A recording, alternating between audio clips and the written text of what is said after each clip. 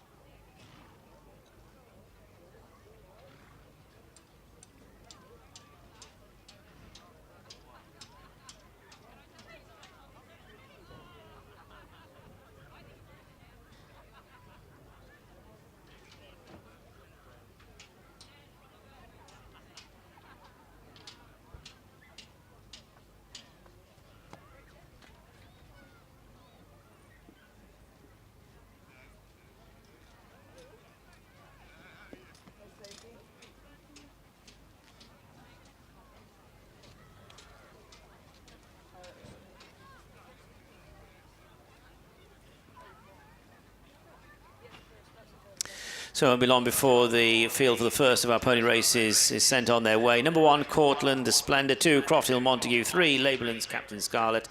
4, Little Replacement. 5, Razzmatazz. 6, Silver Dollar. And 7, Swanlow Spotlight.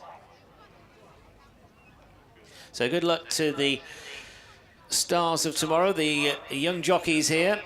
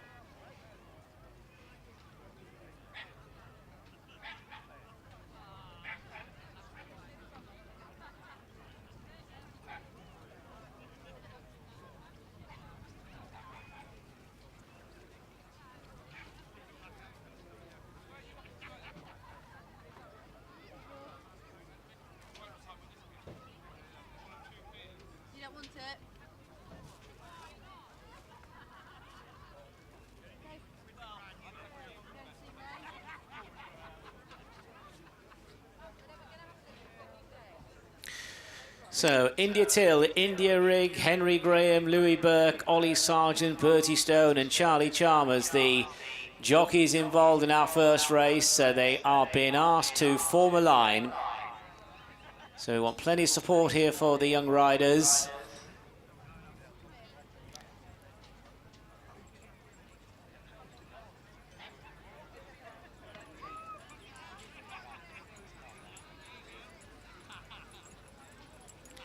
So they're lining up, the flag is up.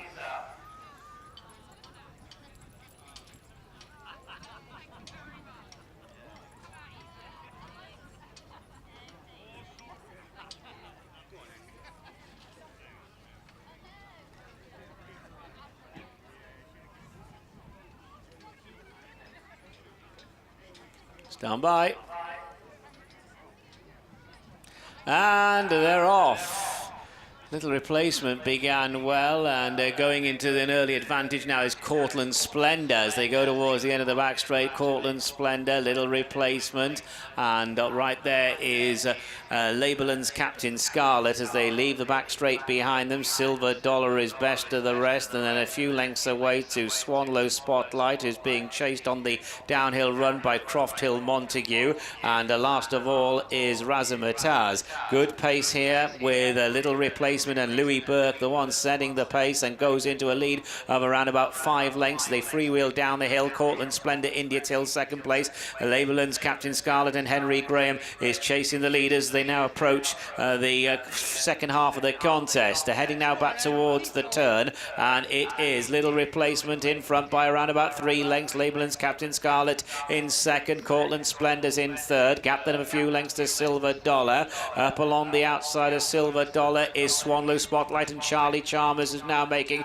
steady progress with work to do. Croft Hill Montague and Razzmatazz is a long last. Heading back towards the turn then, and it is a Little Replacement, Louis Burke, and Labeland's Captain Scarlet. Henry Graham is coming to the party to the outside as they turn into the straight. Little Replacement and Labeland's Captain Scarlet. They've now kicked about 6 or 7 lengths clear of Cortland Splendor. They've got about a furlong left to go, and it's Little Replacement, Louis Burke trying to hold on to the lead from Labeland's Captain Scarlet and Henry Graham down the outside. Labeland's Captain Scarlet has now hit the front as they go towards the finish. Labeland's Captain Scarlet from Little Replacement. Silver Dollar is really running on towards the end. Labeland's Captain Scarlet's got the race in the bag. Labeland's Captain Scarlet, the winner. Silver Dollar second. Little Replacement back in third, chased by Swanlow Spotlight, and then came Cortland Splendor, who was several lengths clear of Croft Hill Montague and Razzmatazz. Little Replacement was collared in the straight by Labeland's Captain Scarlet. Silver Dollar ran on towards the finish, but Labeland's Captain Scarlet has taken the money there. Henry Graham board, chased home by Silver Dollar. Bertie Stone, Little Replacement, Louis Burke. We'll get the full result very shortly.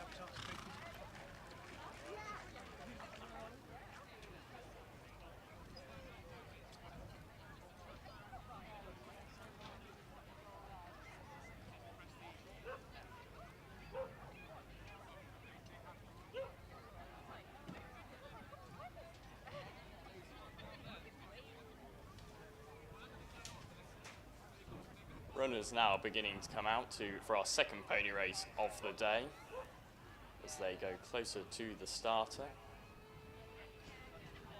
So the winner of Division 1 of the Warren Business Park Stars of Tomorrow Stakes, the winner was number 3, Labourland's Captain Scarlet. Second was number 6, Silver Dollar. Third was number 4, Little Replacement, and the fourth horse was number 7, Swanlow Spotlight. The distances were 3 lengths and 3 lengths, and the time of the winning horse was 1 minute 51.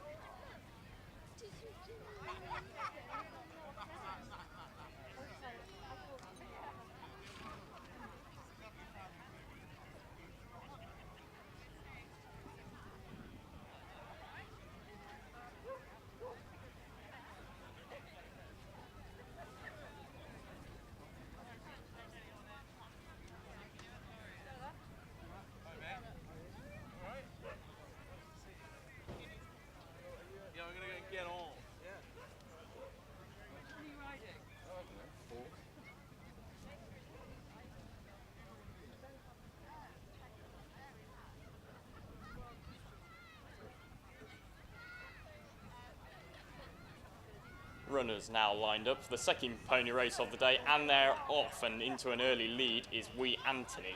She's gone about 3 lengths clear of Maysteg Roof. Then there's a gap of about a length to Little Anne. On Little Anne's outside you'd find Little Galway Girl. Then there's a gap of about a length to Mysterious Lady.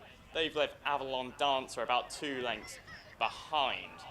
But out in front, it is by about 2 lengths, Wee Anthony from Maysteg Roof. On her outside is Little Galway Girl. Then there's a gap of 2 lengths to Mysterious Lady as they go down the hill and into the dip. A length behind her is Little Anne. Then there's a break to Warmwell Lizzie.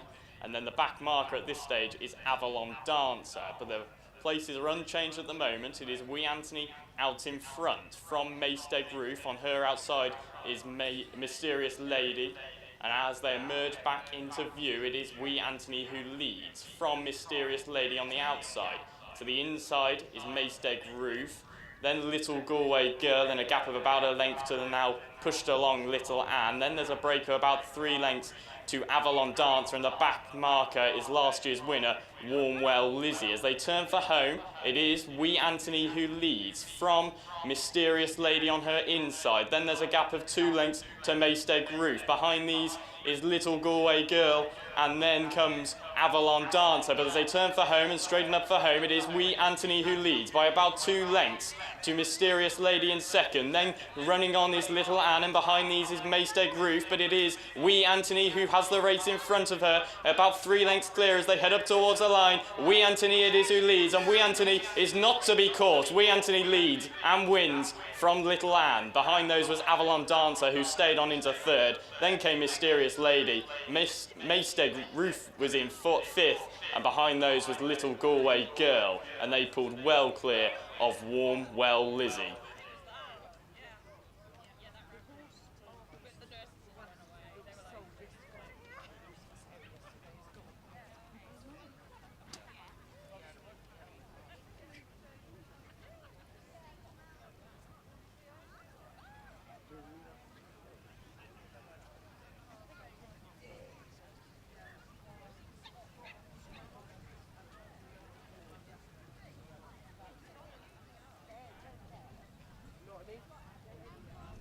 Goes all the way through. Basically, yeah, you can't miss it.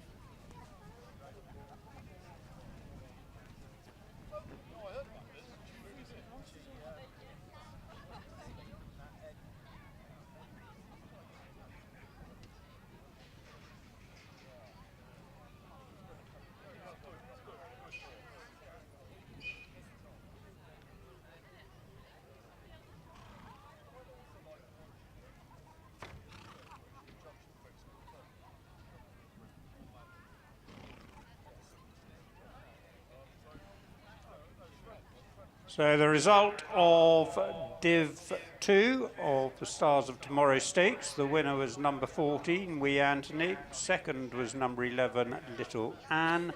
Third was 17, Avalon Dancer. And the fourth horse was number 13, Mysterious Lady.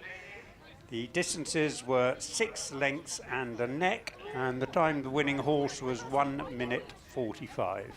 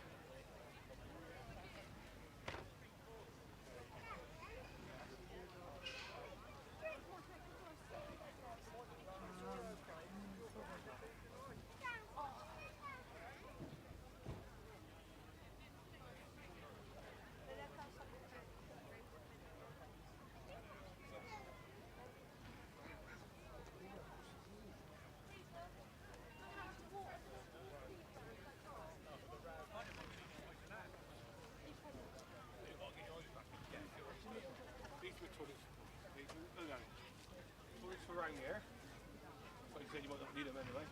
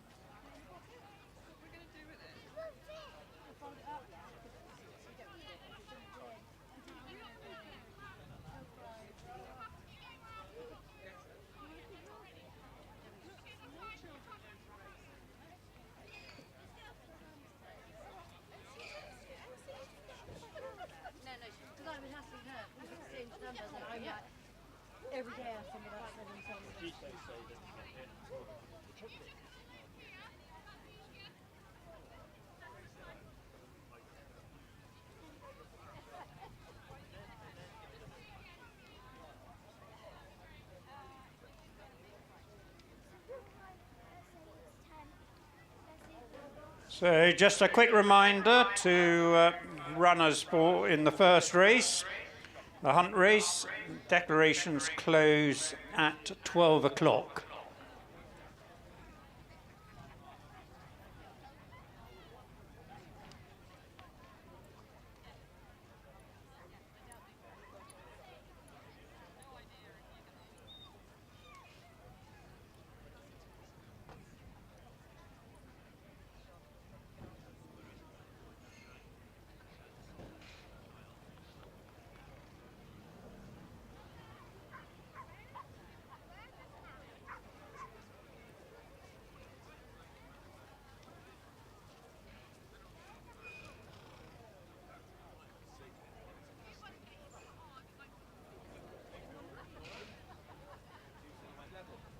Tell you when they win. Yeah. They said, well, what do you mean? I said, well, if you're in the betting shop, they expect to do. It's silly bastards if you said they're not 5 million.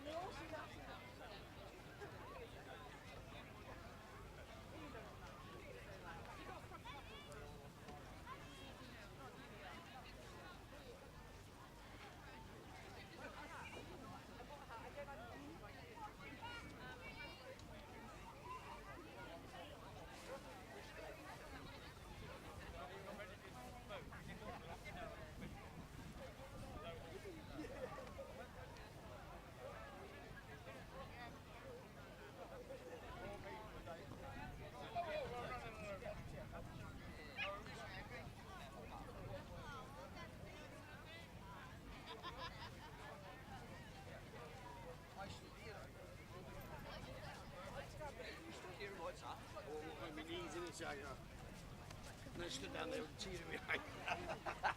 That was one of these.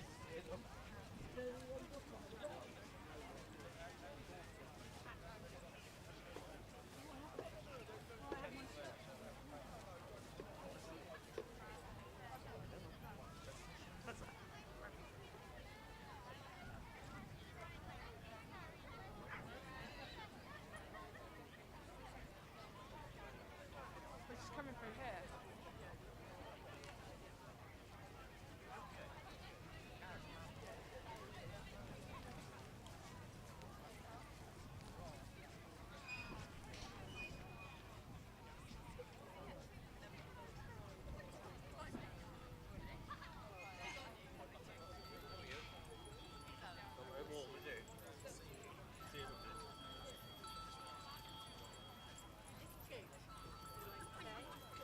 I am proud of you. That was a good race. I've been mine.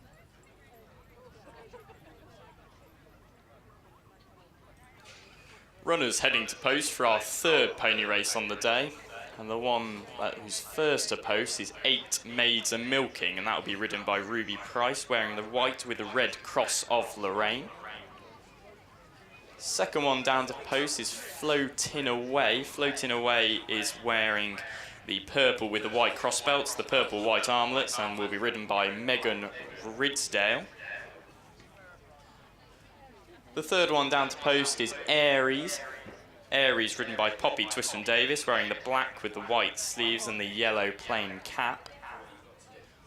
Also down there at the start is Tiny Dancer. Tiny Dancer is wearing the orange with the navy blue triple diamond, ridden by Harry Longston. Also there is Follow the Stars, wearing the black with the white plain and the black cap, Rosie Twiston Davis rides.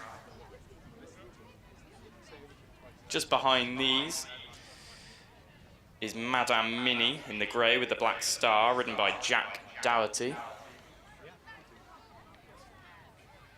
Behind that one is the Green Monk in the light green plain with the white sleeves and the white cap, ridden by Harry Viggers. And then finally, right at the back, is These Dreams in the royal blue with the white stars and the red sleeves, ridden by Lowen Cruz Mills. So they're just heading down to post for our third pony race of the day, where they'll be starting very shortly.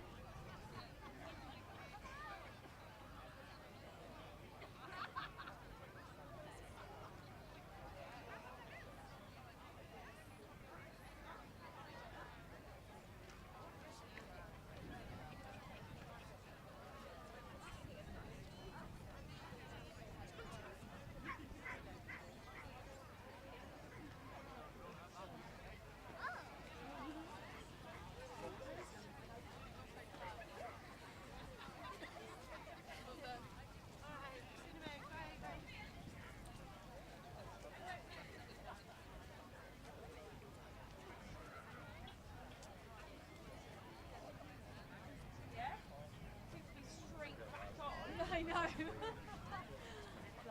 brave woman. Start.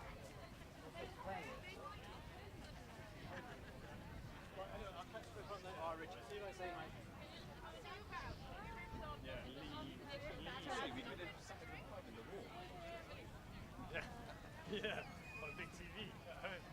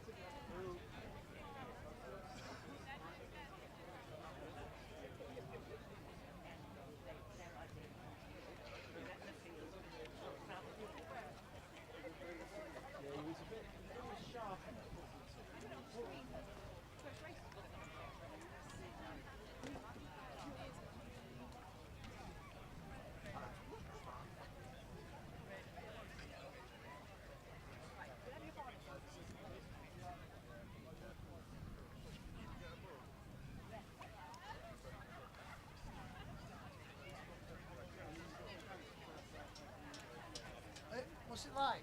Okay.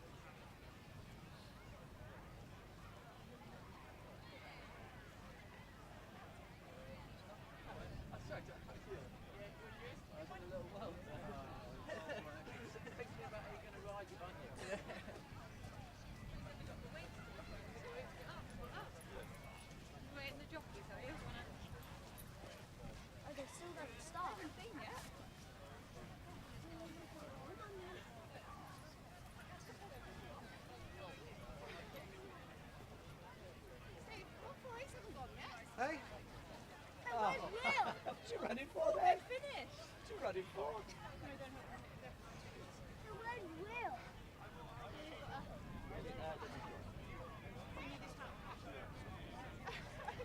No, she reckons up the silks.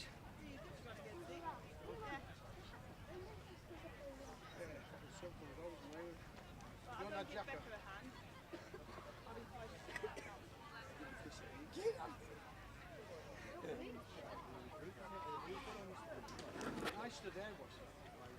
Starter has his flag raised, and they're off and racing, and straight into an early lead is Roy Boy Green. Following that one in close quarters is Tiny Dancer. Then to the inside is the Green Monk. Over on the far side is Madame Minnie.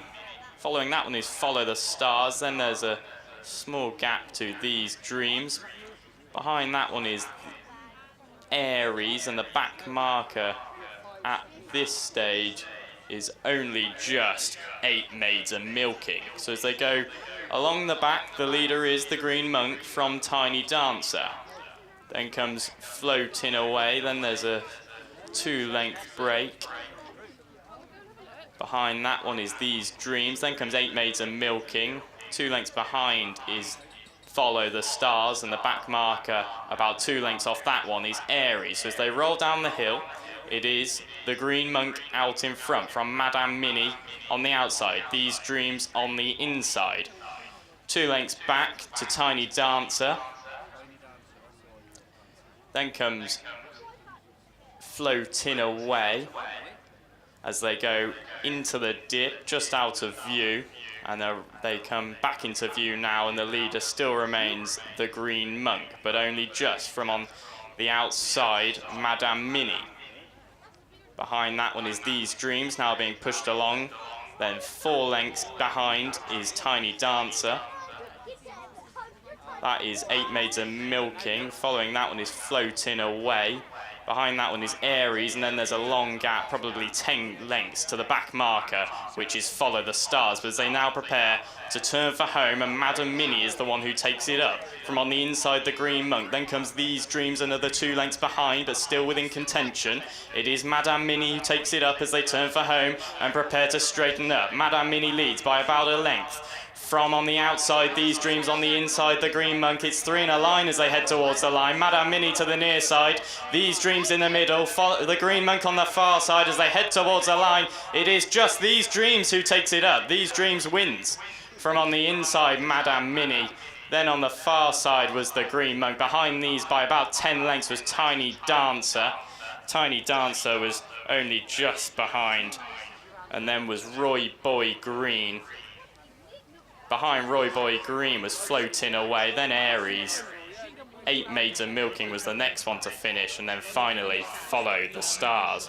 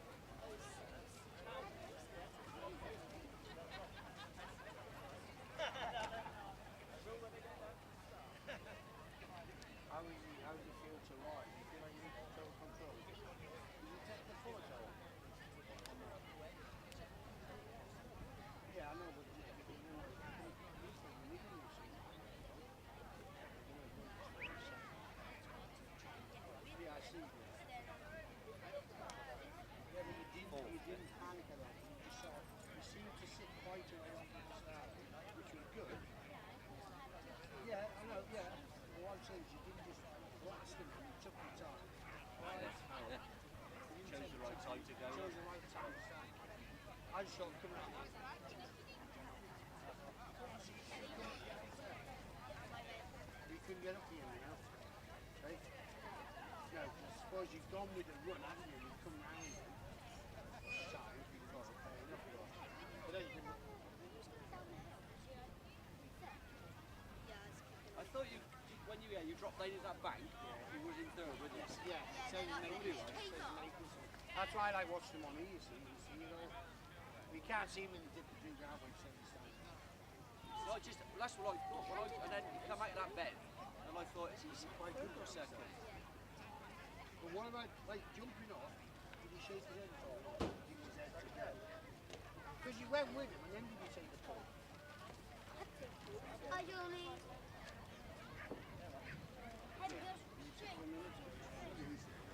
And then I'll hold it till... They gone to the junction? They're on here. We don't know where we're going. You have to go show the widget up. On the outside, here you go.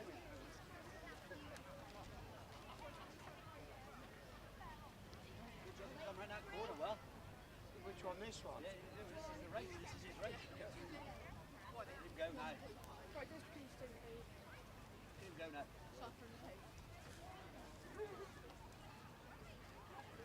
Tired at all or not? You tired? You reckon he could have gone more? What are you, man? Hey, it's all that practice that comes into his gallop the other day, I reckon. You're better than me. Hey? I'm saving that comment for the interview in a minute. You don't you dare! Saving that comment for the interview later on. He will, no, he will.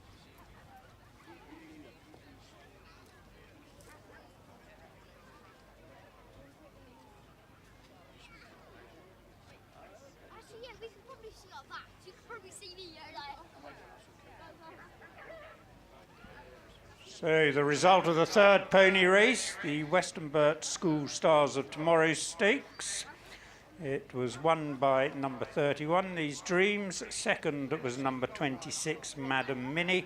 Third was 29, The Green Monk. And fourth was number 30, Tiny Dancer. The distances were a neck and 1.5 lengths, and the time of the winning horse was 2 minutes 15.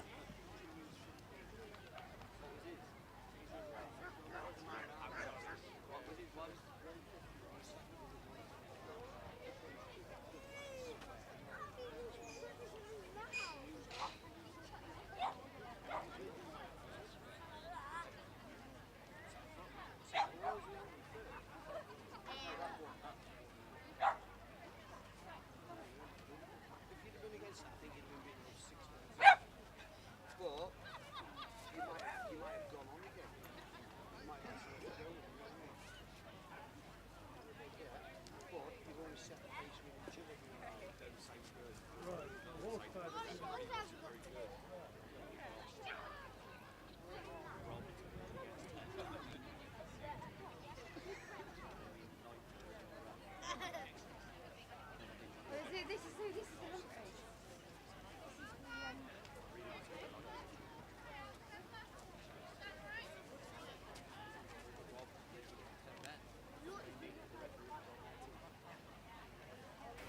One.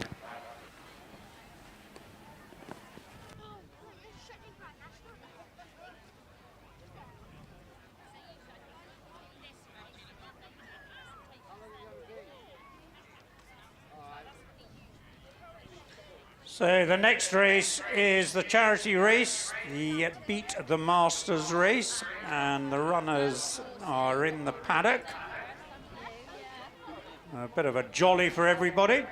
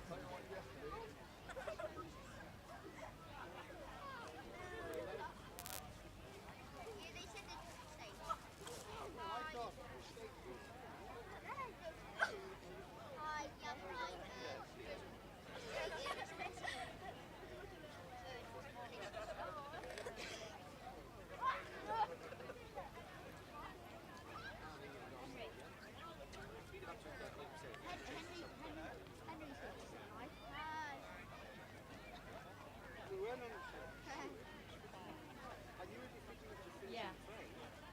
Them, they're like.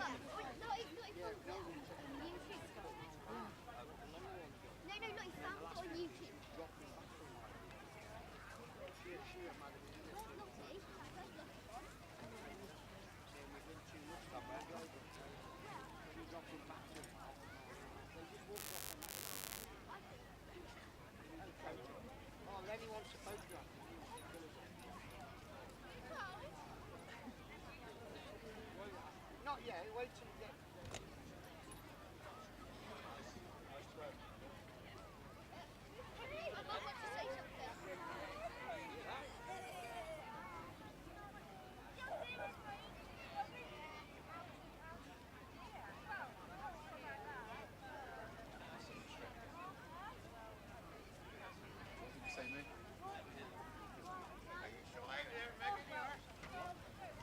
I was waiting here and you went straight in the back, did you? You right? I got winded by a piece of dirt. There's also another freezing course. He's cutting on the course. There's also some... Right, you're right in there? Right? You're right. Covering that. Yeah, pony racing. At Lebanon, here. Very good.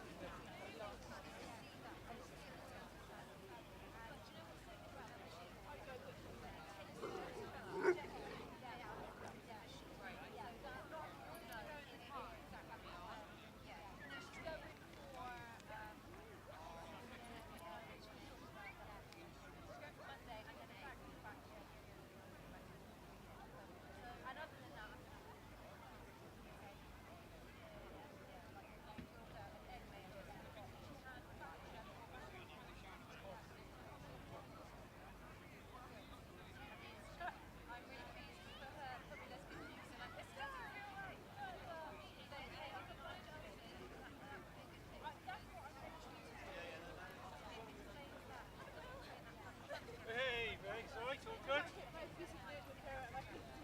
Oh no. She got a good race, hasn't she? Heading down to post for the Beat the Masters race, and they're led down to post by Charlotte Alexander, the field master on the grey horse, and also there is Matt Ramsden, the huntsman, leading them all down to post for the fourth race. Leading the way down to post is Grand Vision. Grand Vision ridden by Sarah Milsom, wearing the black and orange quarters with the orange cap and black star. Also up there as they head down to post is Dancing Ruby. Dancing Ruby ridden by Nikki Haraway.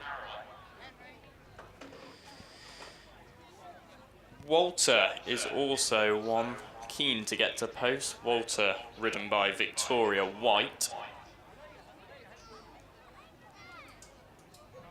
Behind Walter going down is Choo Choo Percy with Joanna Priest on board.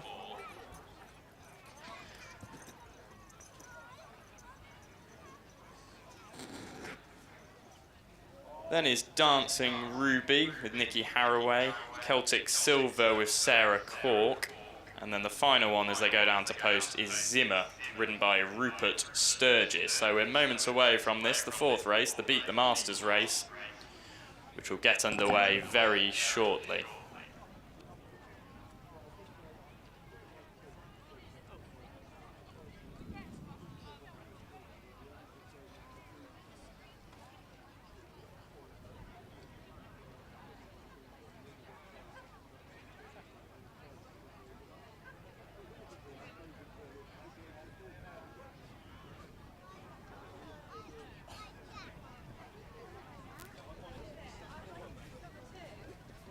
So, ladies and gentlemen, just a quick announcement. There was a dog, there is a dog here that was found wandering around the car park. It's sort of, I think the best way of describing it is a bloodhound type. And if the owner could come to the weighing room, you'll be able to collect your trusty pooch.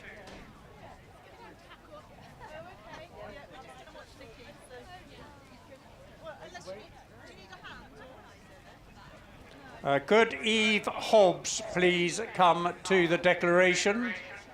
Thank you.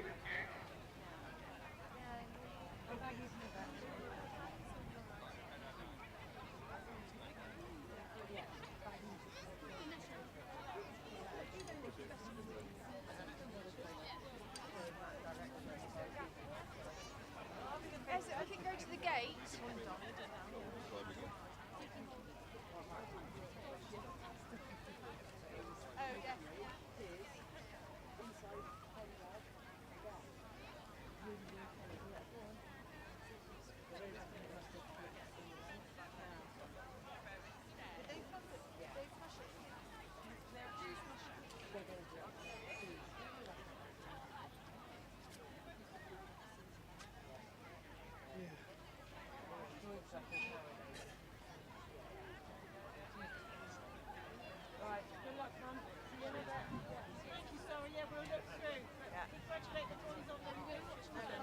And they're off and racing for the Beat the Masters race, and straight into the early lead is, over on the far side, Grand Vision. Also up there early on is Celtic Silver. Just behind these is Choo Choo Percy. Then there's a break of about a length to Grand Vision. They've left a great big gap in between these. It's about 15 lengths back there to Walter, and then the back marker at this stage is Dancing Ruby. So they go along the back, and out in front now it is Celtic Silver. Celtic Silver just about 2 lengths in front of Zimmer. Then it's 4 lengths back to Choo Choo Percy. Another 3 lengths back behind these is Grand Vision. They're a good 20 lengths clear of the rest of the field, but it is the group of 4 out in front, with Celtic Silver leading them away, the grey. Behind these is Zimmer. Then behind that one is Choo Choo Percy, and then there's 10 lengths behind to the other grey in the field, which is Grand Vision, as they head down into the dip, and it is Celtic Silver who leads them along from Zimmer on the outside. Then it's Choo Choo Percy, and as I said, another 15 lengths back now is Grand Vision, and they've left the other 2 well behind. But out in front still remains Celtic Zimmer, but now Zimmer on the outside is disputing that lead. They're 3 lengths clear of Choo Choo Percy, but out in front it is on the outside Zimmer, to the near side Celtic Silver. 3 lengths behind is Choo Choo Percy, and they're 20 lengths clear of behind those Grand Vision. As they prepare to turn for home, on the outside it is Zimmer who leads. From on the inside, Celtic Silver. Trying to get into the racing behind these is Choo Choo Percy. And Choo Choo Percy is now coming on the inside to try and dispute this lead. To the outside it is Zimmer. To the inside is Choo Choo Percy. Celtic Silver is 3 lengths behind. These two now holding front are locking horns and they're going toe to toe as they head up towards the line. To the near side it is Zimmer. To the far side is Choo Choo Percy. They're 3 lengths clear of Celtic Silver. Over on the far side though, as they head up towards the line, it's close between Choo Choo Percy over on the far side with Joanna Priest, and on the near side was Zimmer and Rupert Sturgis. They were a good 6-7 lengths in front of Celtic Silver and Sarah Cork, and they pulled well clear of the rest.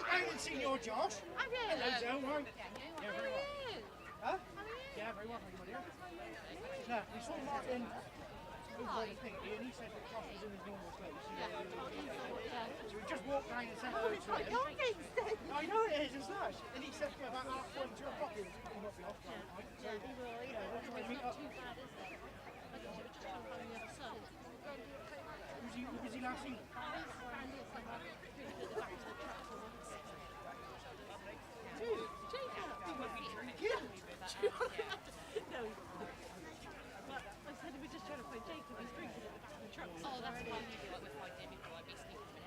Checking this one out, so this one's going to sleep. So I'm like, right, let's go, Zo.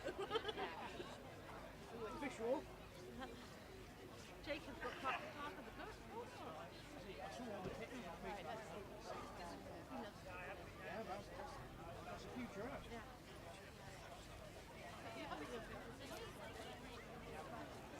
Oh yeah, last time was when the turned upside down or something, wasn't it? The last time would have been, when we got Not literally. absolutely blocked. That was before kids. And then me, mum and dad went up to Coventry to a rock and roll gig. Caroline managed. You got your dog here? This is a full Could Zach Baker please come to the weighing room and weigh out in the first race on number 5, if you can see me now.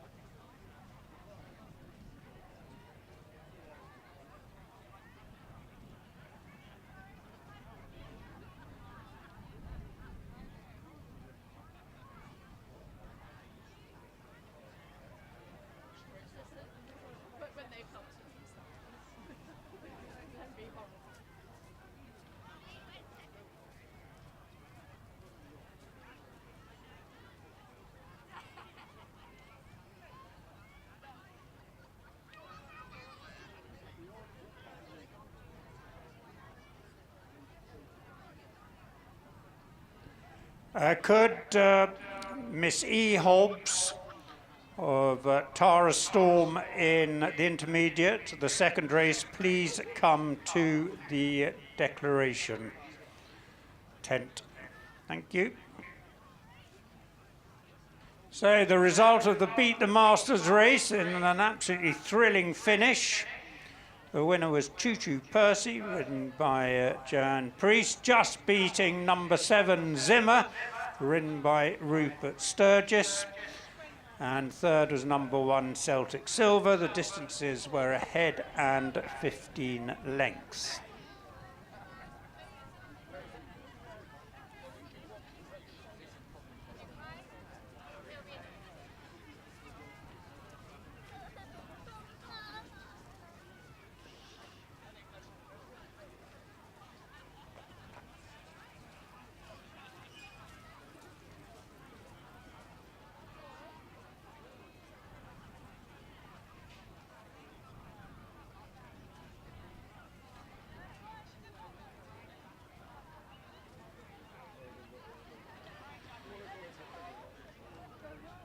So the runners and riders in the first race, the Duke of Beaufort Hunt Members, Subscribers and Farmers race. And we're very grateful to the Cat and Custard Pot for sponsoring this. Great pub in Shipton Moyne. So hopefully all your pens and pencils are ready to go. And the runners are number 1, Apple of Our Eye, ridden by Jessica Gundry. Number 2, Boogie to Pieces, ridden by Fran Poole. Number 3, Glancing Glory, ridden by Robert Hawker. Number 5, If You Can See Me Now, ridden by Zach Baker. Over the page, number 6, Plus One, ridden by Gina Webb. And number 9, Some Kind of King, ridden by Ed Walker. Number 5, Where's Cheek Pieces? So, and indeed, number 9 also wears Cheek Pieces.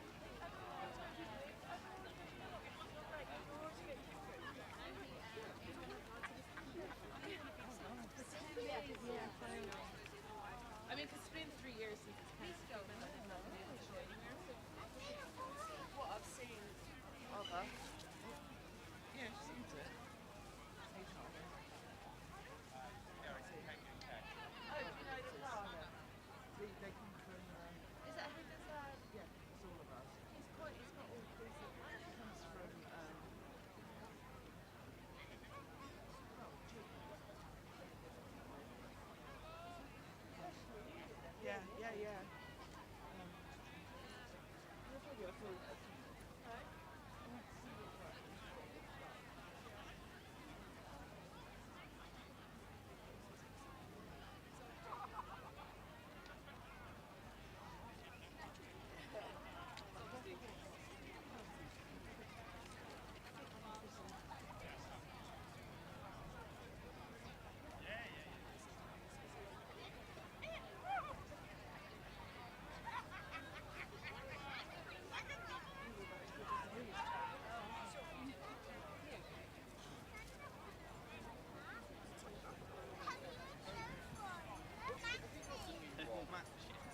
Lily, start. Yeah. What's he like? I've not seen him. Backward. Go back. With him, I think he's right from the go. But it's sweet, sweet horse. I think the problem is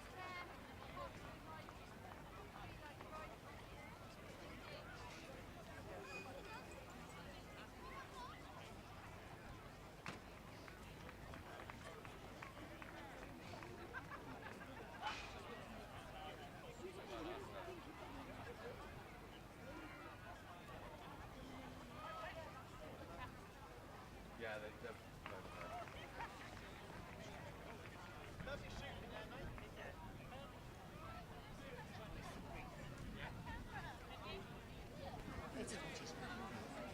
No, she's the next one.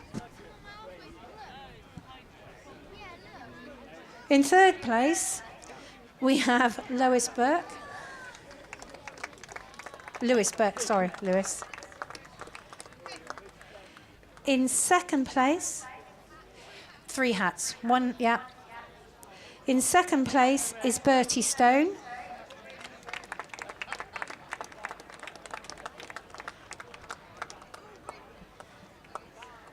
Declarations for the second race close at 12:45. Just a little reminder for those still yet to declare. And in first place, with lots of goodie bags, is Henry Graham.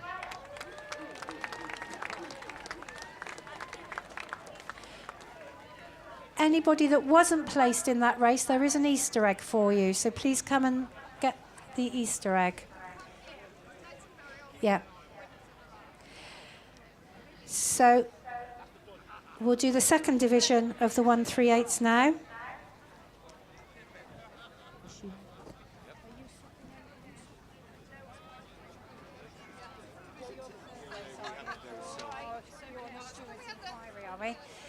Right, so in 6th place is Eliza McPherson.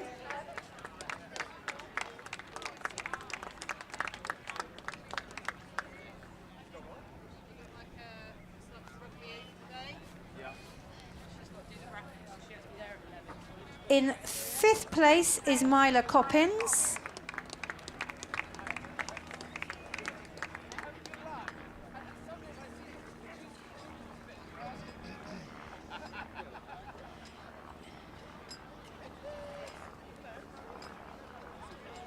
Yeah, Pink's 5th. Yeah. Pink's 5th, yeah. And in 4th place and having a hat is William Pearman. He has a hat. Yeah, because somebody else's place. In 3rd place is Lowen Cruz Mills.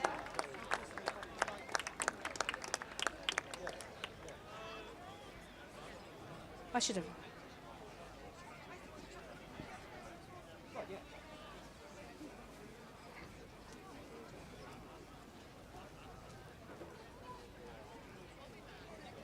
In 2nd place is Harry Viggers.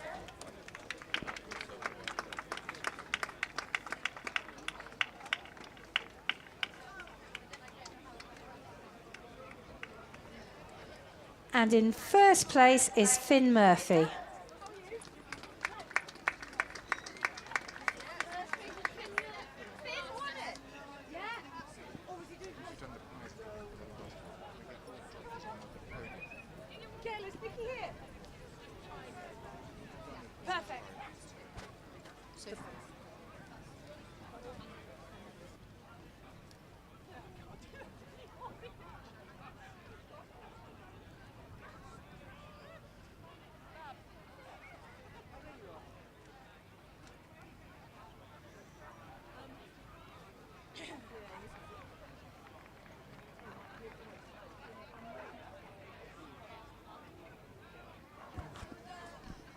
So we are going to go straight into the 148 prize giving now.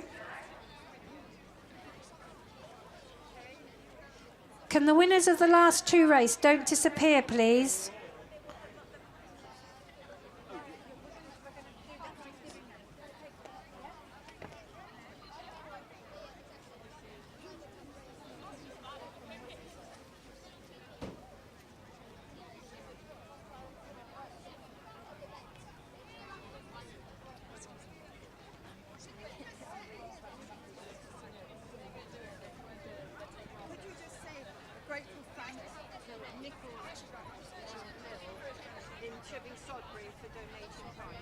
So who? Nichols Cow Mills.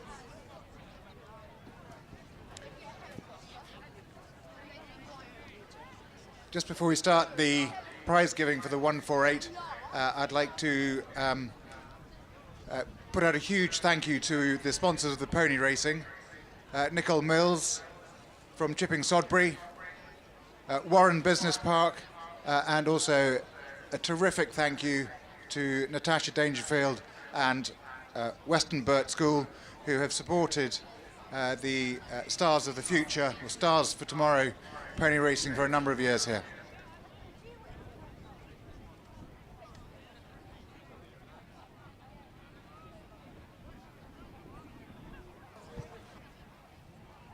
So in terms of handing out the prizes, sixth prize goes to Megan Ridsdale.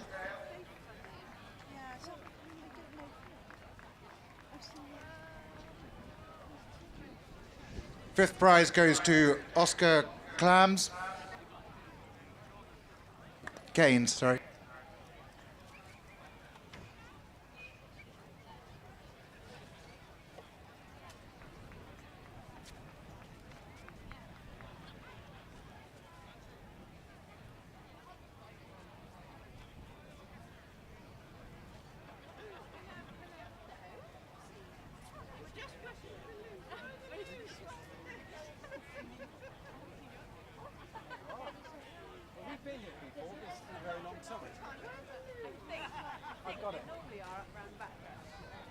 Fifth goes to Oscar Cairns.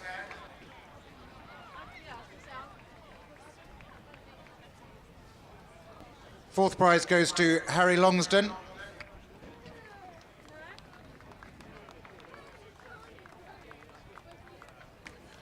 Third prize goes to Harry Vigers.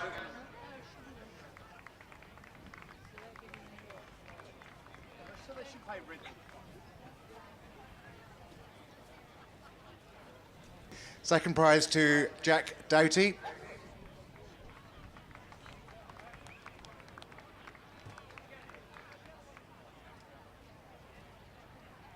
And first prize goes to Lowen Cruz Mills.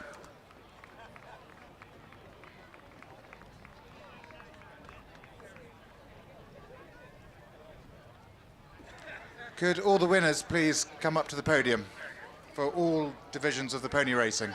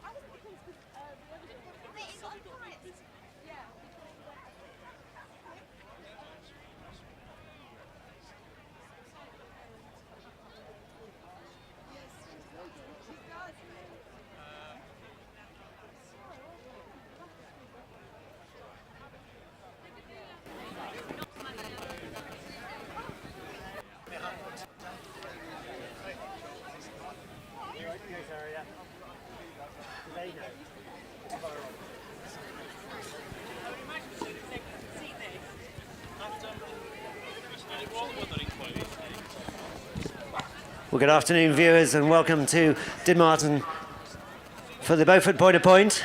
We've already had 3 point-to-point races here this morning, followed by a Masters Hunt Challenge race. All great sport. Before we get underway with the main point-to-point racing, I'm joined by Ben King. Ben, we've seen some young jockeys of the future in action. The three pony races we've seen some great riding. It's been a lot of fun, and what a great initiative it is, this pony racing here in the UK. Started here in 2004, and it's just got better and better year on year. We've had over now 185 licensed jockeys that have started in the pony ranks that are now riding under the rules of racing. I mean, just to name a few: Holly Doyle, Sam Twiston-Davis. I know your son, Tom, he benefited hugely from the pony racing. Certainly did. Great initiative, and we've seen some really competitive racing, ladies and gentlemen. We have official ground here today at DIDMARTON. It's good and good to firm in places. We've seen some ponies clocking some pretty serious times here this morning, and now they're going to bring in our winning jockeys. I'm going to start with our 14-2 winner, Lowen Cruz-Mills. Lowen, how did the race go for you, young man? Yeah, very good, thanks. He felt really good. Now, you've had a bit of experience. Been a couple of years older than these two junior jockeys to your left, but the race went well. Just tell us a little bit about yourself and how many pony races you had. I'm 12, I'm from Wales, and I've had around 30-something rides. Well, you're setting a good record. I know we've had I know obviously Sean and James Bowen were big pony racing boys back in the day, as was Connor Brace. You've got Connor's younger brother, Jude, now competing. It's hot competition in Wales.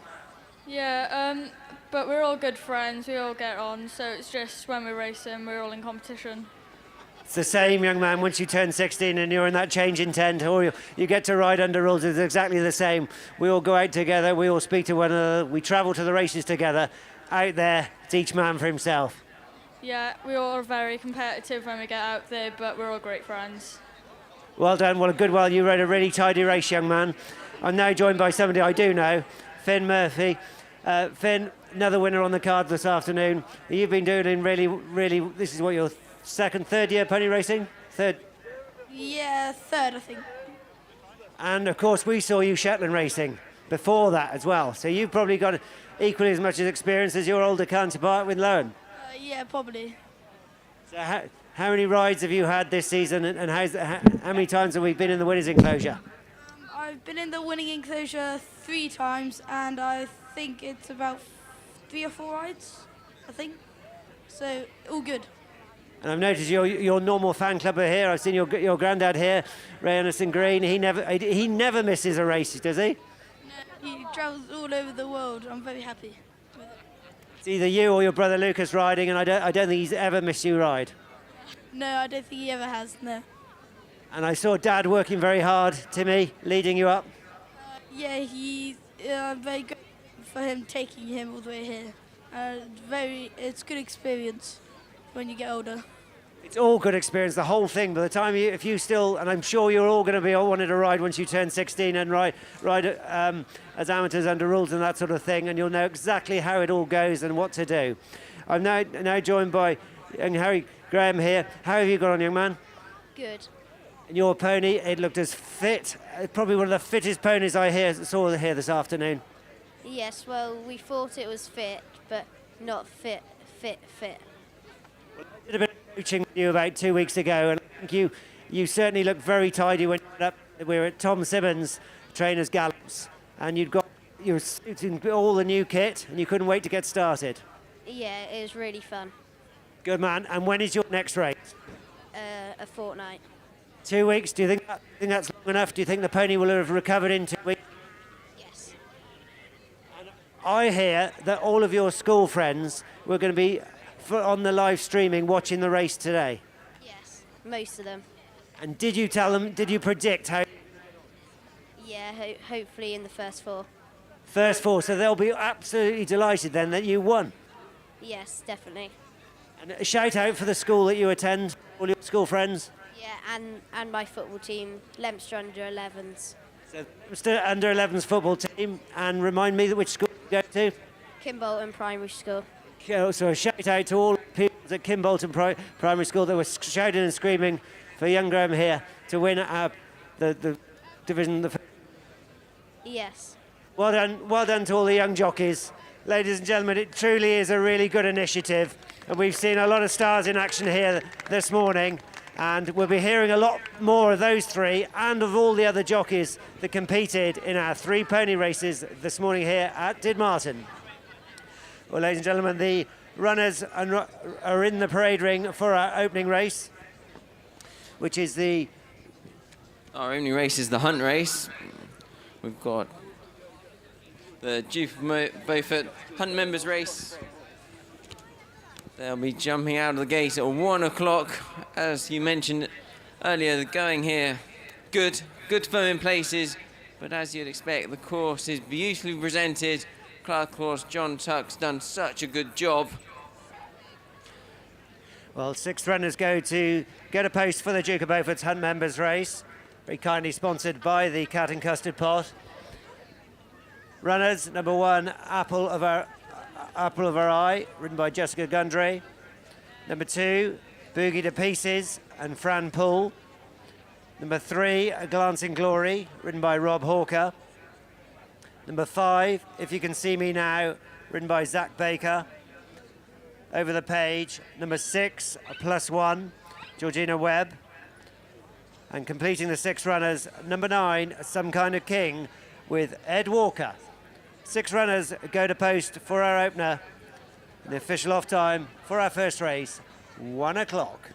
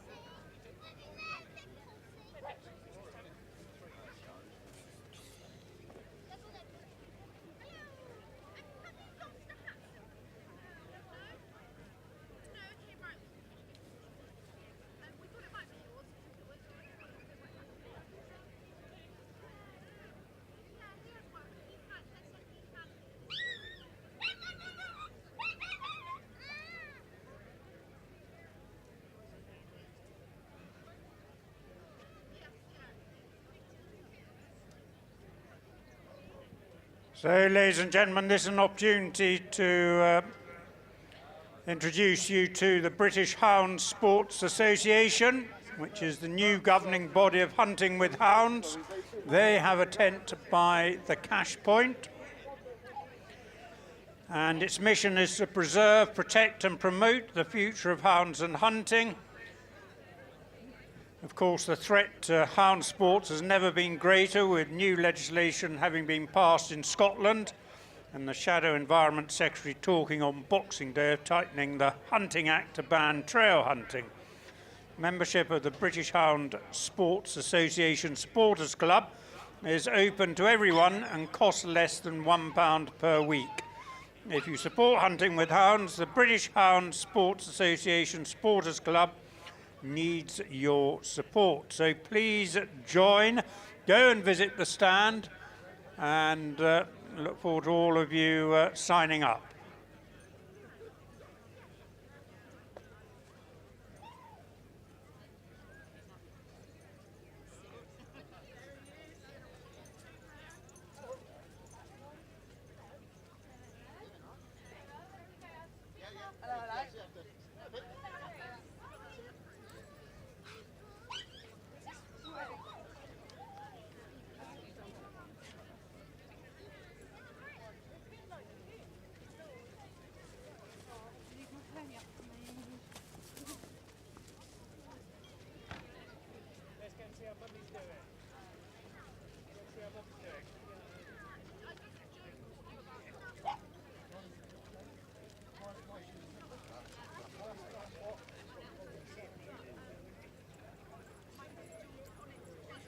Ladies and gentlemen, somebody has lost a card. It was found in one of the loos. And the telephone as well. Oh yeah, and the telephone. Okay. So a card and telephone. If you come to the weighing room, and if you're not entirely sure where that is just opposite the paddock. And you can collect, as long as you come up with the correct name, you can collect the card and the telephone. Thank you. There she is. There she is there.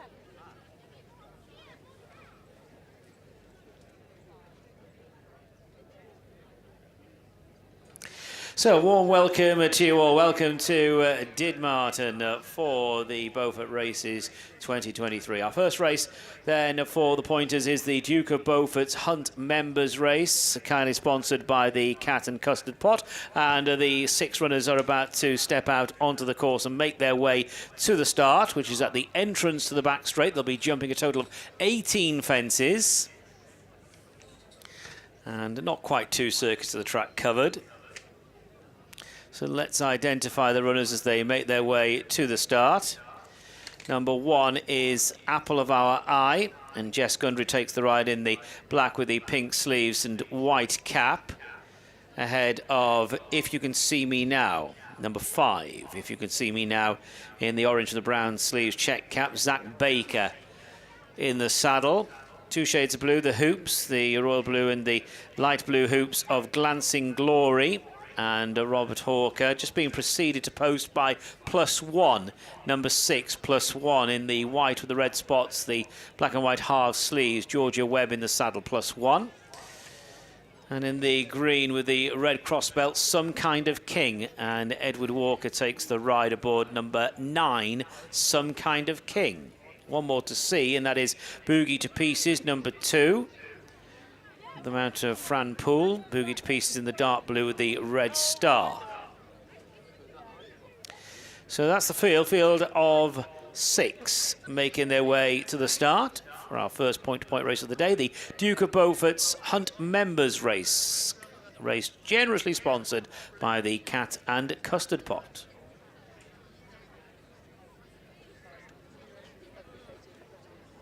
Well, ladies and gentlemen, I'm now joined by point-to-point form student Mark Hill, who's just going to run through some prices for our opening race, the Duke of Beaufort's Hunt Members Race. Over to you, Mark. Well, the main thing about this race, Robert, Some Kind of King was put in at 4 to 6. Doesn't seem any money for it. It's out to 6 to 5 now, I think. Bit of money for Glancing Glory, number 3. And a little bit for number 5, If You Can See Me Now. But nothing for the favourite. And Mark, your prediction of the winner? I would take a chance with Glancing Glory, I think. Glancing Glory then for Mark, our form student. Wish everybody the best of luck in our opening race, the Duke of Beaufort's Hunt Members Race.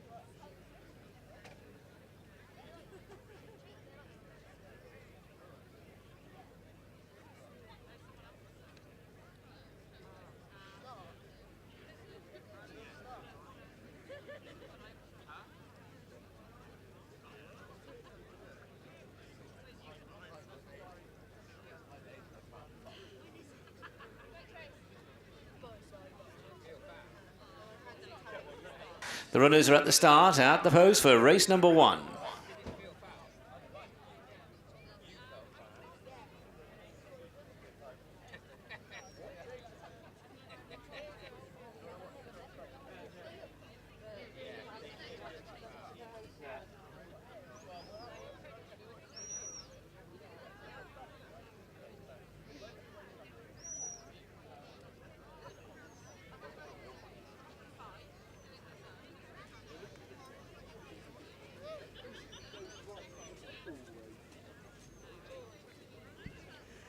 So the winner of the best turned out in the first race was number 6, +1. And well done, Nicky Sturgis, who led the horse up.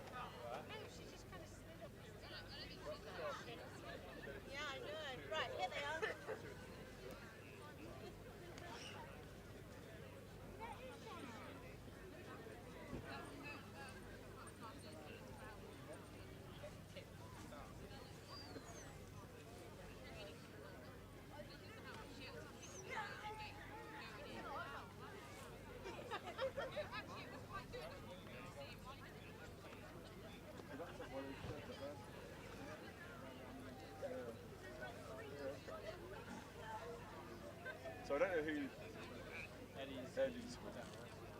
Is it Eddie as in Eddie Walker? Oh, I noticed there's a prize to win a day with Polly Gunky. Is that? Yeah, there's a big raffle thing here.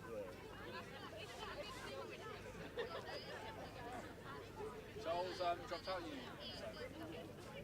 Yeah, he has. He just decided because he felt better and better, he suddenly felt, I don't really want to live this, so when he's going on. He's happy about it? Yeah, he's really happy. He's up there now. He's been out with mates last night. He's still got those mates. He's got to have an internship and then another school year. So at the end of it, I don't want to do that. It's like, yeah, exactly.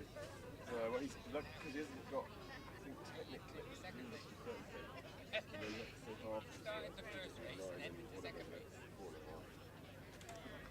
So Glancing Glory and Some Kind of King, joint favourites at 7-4.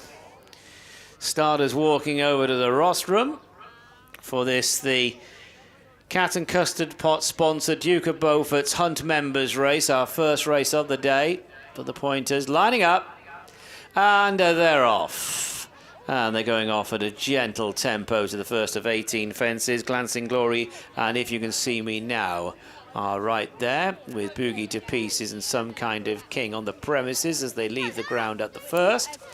+1 jumped it in 5th place ahead of Apple of Our Eye, and they're now making the run across the far side of the track to the second, like the first, the plain fence. Glancing Glory with a narrow advantage. Boogie to Pieces coming through to dispute the lead as they leave the ground, and it is Some Kind of King and Boogie to Pieces. It's their turn now to dispute the early running from Glancing Glory, with up along the outside Apple of Our Eye, and they're going on towards the ditch.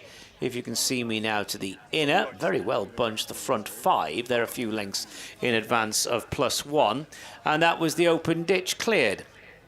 Making the exit from the back and running downhill, and it is Glancing Glory, Boogie to Pieces, not a lot between them. Green Jacket is Some Kind of King in 3rd place as they jump this downhill fence, but disorganised going into the fence was Glancing Glory. Apple of Our Eye +1, and If You Can See Me Now are following, and they're making the descent to the next jumping test, which is the 5th.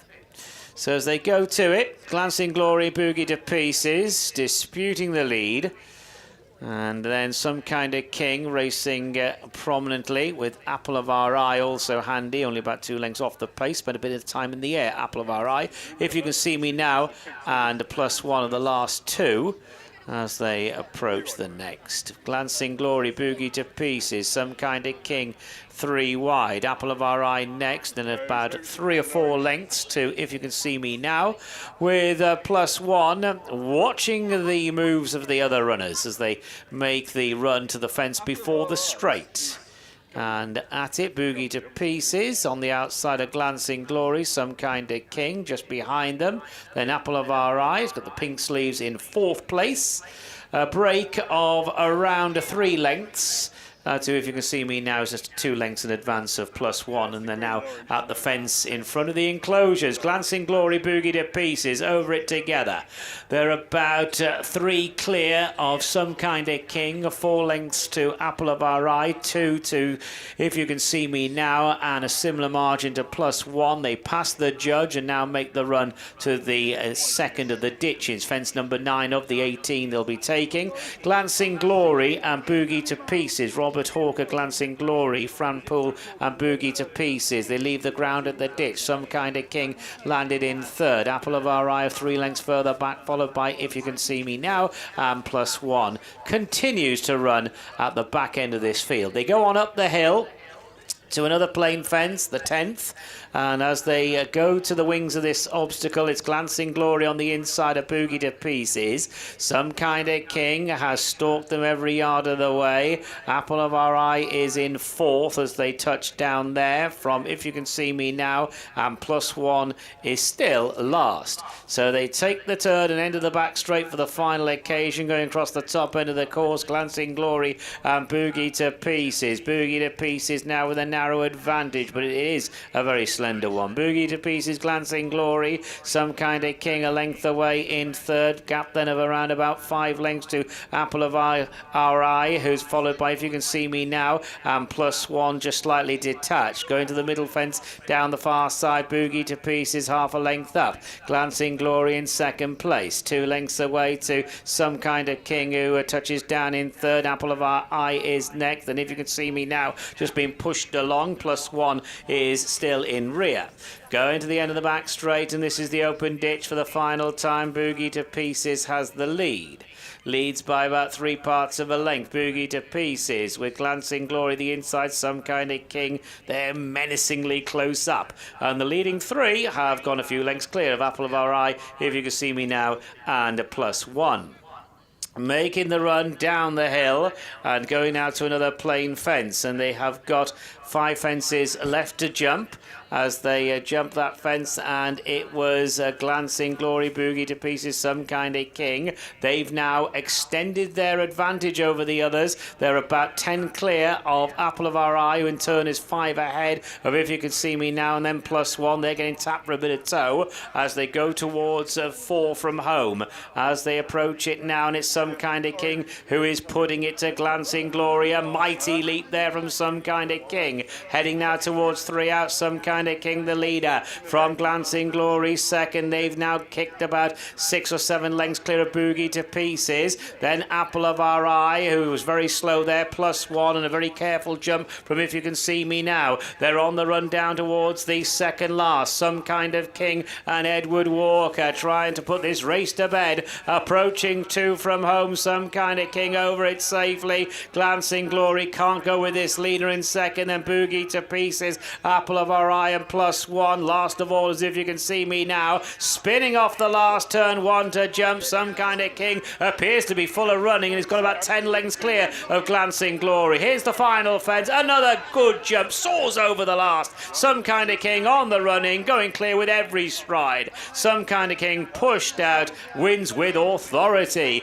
Glancing Glory still in 2nd place, going to the finish. Some Kind of King crosses the line, the easy winner. Glancing Glory 2nd, +1. Never Nearer finishes 3rd. Then Boogie to Pieces, who is ahead of Apple of Our Eye, and If You Can See Me Now.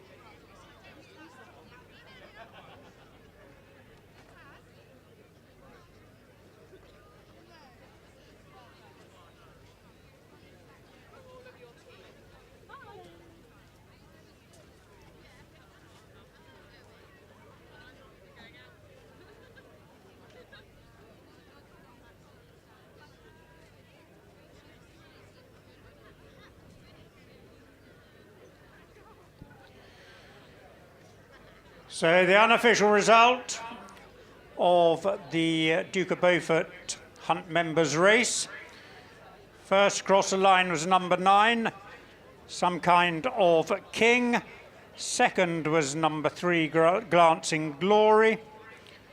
Third was number 6, Plus One. And the fourth horse was number 2, Boogie to Pieces, and the distances were 15 lengths and 7 lengths, and the time of the winning horse was 5 minutes 57.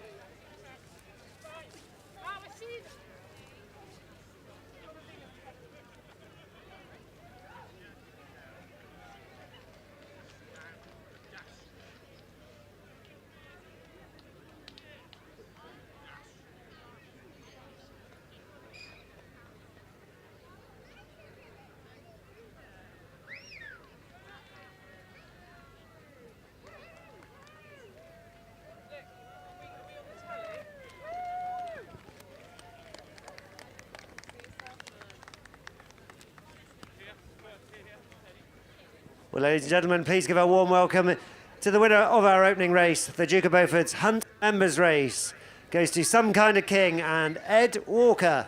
Well done, Ed. Big well done to our winning owner, Mr. James Chamberlain, and to winning trainer, Christopher Walker.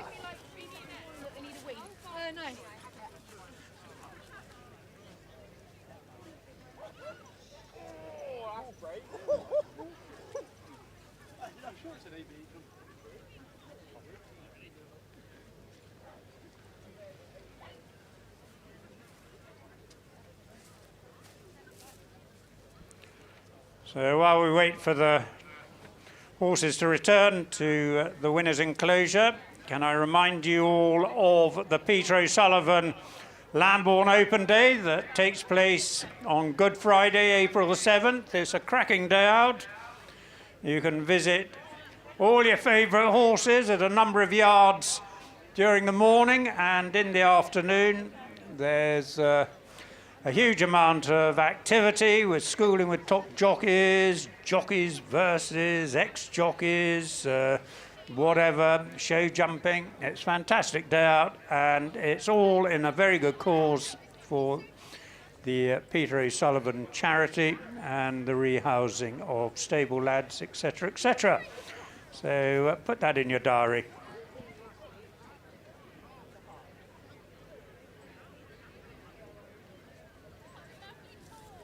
Two runners. Oh no, and then 2 In lockets, yeah. I said that before. Yeah, and 4 in the end, 4 in the end.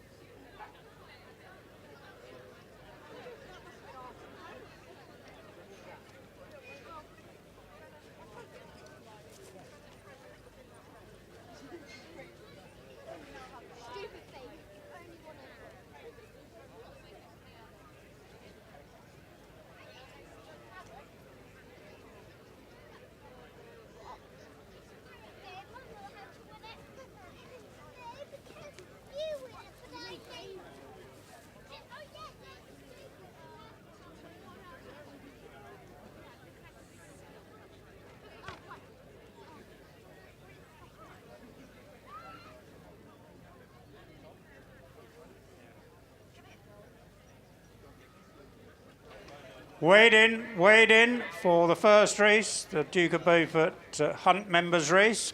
Horses away, please. Horses away. So just to confirm the result, the winner was number 9, Some Kind of King. Second was number 3, Glancing Glory. Third was number 6, If You Can See Me Now. And the fourth horse was number 2, Boogie to Pieces.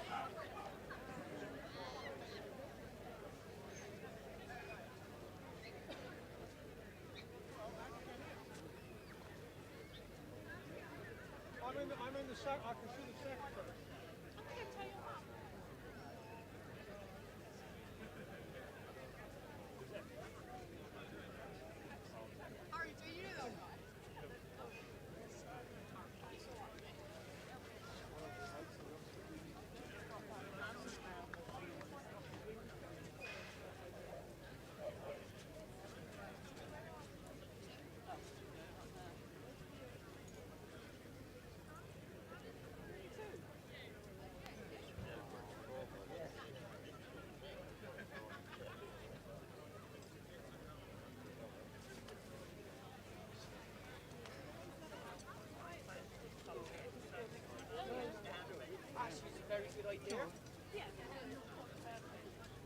Yeah, it was a very good idea.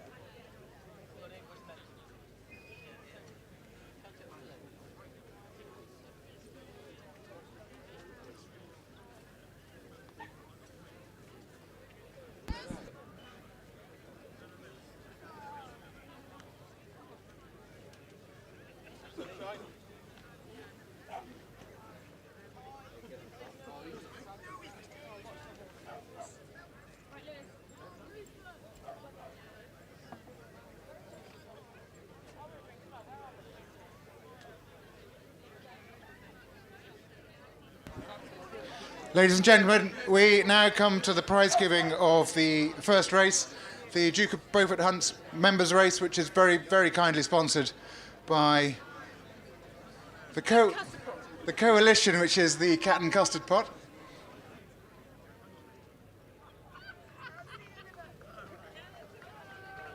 A coalition of one at the moment.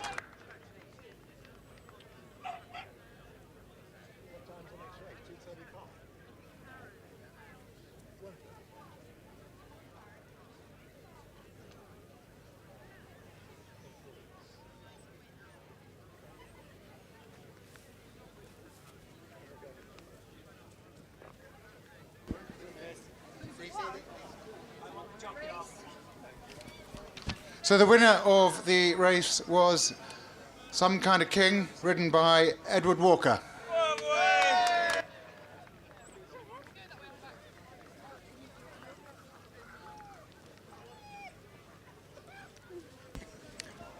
As well as winning the race, he is also the first subscriber and also the first novice rider.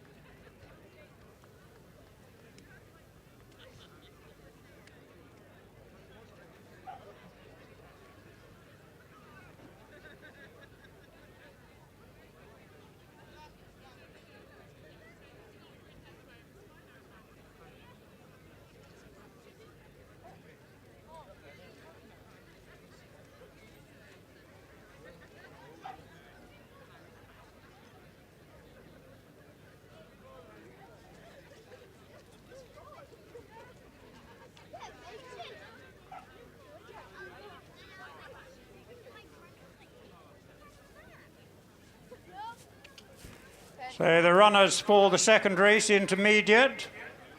Sadly, only 2 go to post. Number 5, Lochan, ridden by Gina Andrews, and number 6, Tara Storm, ridden by Eve Hobbs. And number 5, Lochan, is wearing a tongue strap and running with a hood.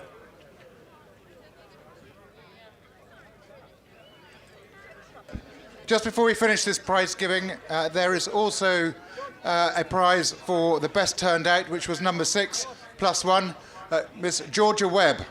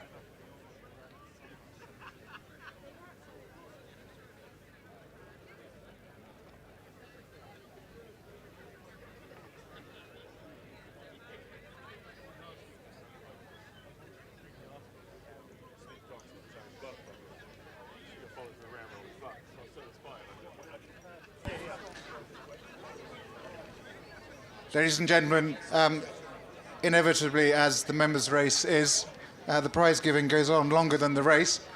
And like every good gymkhana, nobody goes home without a rosette. So the winning farmer goes to Fran Poole, riding number 2, Boogies to Pieces.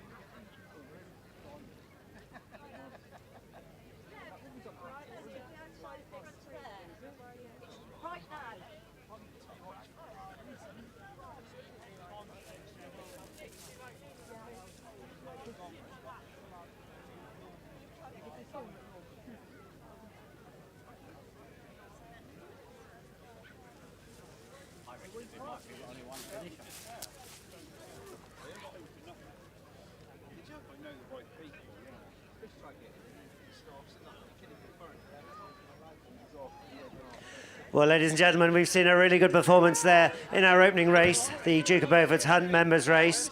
Good performance by Some Kind of King. I'm now joined by a trainer and jockey, winning trainer Chris Walker and winning jockey Ed Walker. Great performance.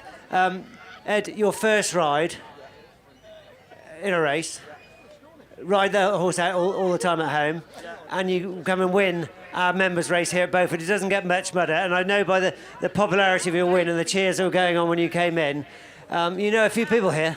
Yeah, no, it's the home point to point, so it's pretty cool. And yeah, no, it was epic. The horse was a bit of a steering job, but yeah, me and Dad train him, but I got a few thank yous to say as well, because I've been keen to do it for a while, but now opportunities come about. So that's Dad, Darren O'Dwyer from Tom George's, James and Sissy Chamberlain for letting me ride him.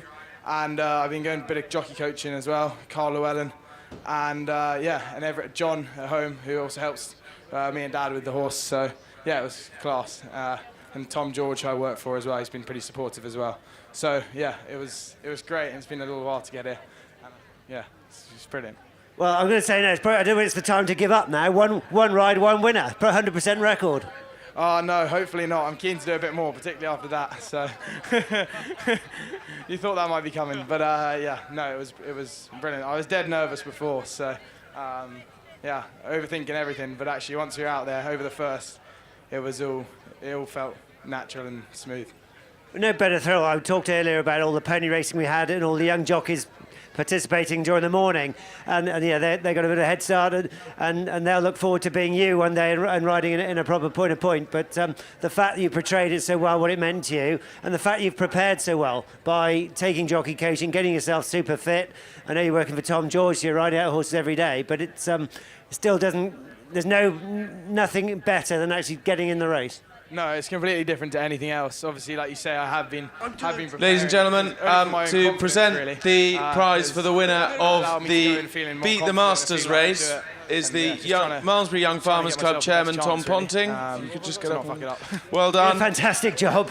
On to trainer and Chris the Walker. winner Chris, of your training's Beat the been done a Masters little bit race from sort of lying was flat and Joanne resting up. I Priest gather you've been on the on injury list for a Choo Choo while. Percy. And she's broke my awarded hip a in 3 fillet places, of beef, actually which is in riding that another bag. pointer, not this one, but working against King. Obviously, that was October, so I've been laid up for some time. But this And was the plan. tail end Charlie prize, James I'm and I pleased to came up, say, what, 3 isn't years for me. ago to ride this For horse. Victoria White. And it's just a Trojan of a horse. He was going to ride it 3 years ago, but then he decided to go to India. Which is a and play bottle of polo slow and gin, play Huntsman's polo. gin. So, It'll get where but water it's won't. been a long time coming, but amazing horse. And this. And this a race special was just gonna thank be you perfect for him. to Sarah Been a bit of a Milsom, campaign. who, through her GoFundMe page, has always raised puts in a full an day's enormous amount of money, over £1,000. Fantastic to do it Sarah, on home thank you soil at very, your local very point much to point. It indeed. doesn't get much better. Moving on to our winning We will owners, the be most looking important part after of you the cogs of the wheel. appropriately in James due and Sissy course. Chamberlain, without owners and Thank the you. horse, these two wouldn't be able to do it. It's a very proud moment for you both, James. I'm absolutely thrilled because this was a project that we got the horse for Ed, and the plan was he's going to ride it, he's going to muck it out, he's going to drive it to the races, and then do a fantastic job as he did today. He'll be driving it home and mucking it out tonight, probably. It is, and he probably might get driven home. Quite right. Correction after the amount of champagne I want to give him. So it is lovely when a plan comes together. And well done, Ed. Well done, Chris. I'm absolutely thrilled for them. I know you both got your eye on some kind of king at one day. Once he's retired from racing, we might see him back out in the hunting field, Sissy. What do you think? Absolutely, yeah, he's a lovely horse and yeah, genuine, and yeah, it'd be lovely to see him on the hunting ground when he's retired. Well, ladies and gentlemen, I know the Chamberlains know how to party. I know the Walkers know how to party. Goodness knows how long the party's going to go on here at DIDMARTON later on this evening. Well done, everybody. Ed Walker's first winner, ladies and gentlemen.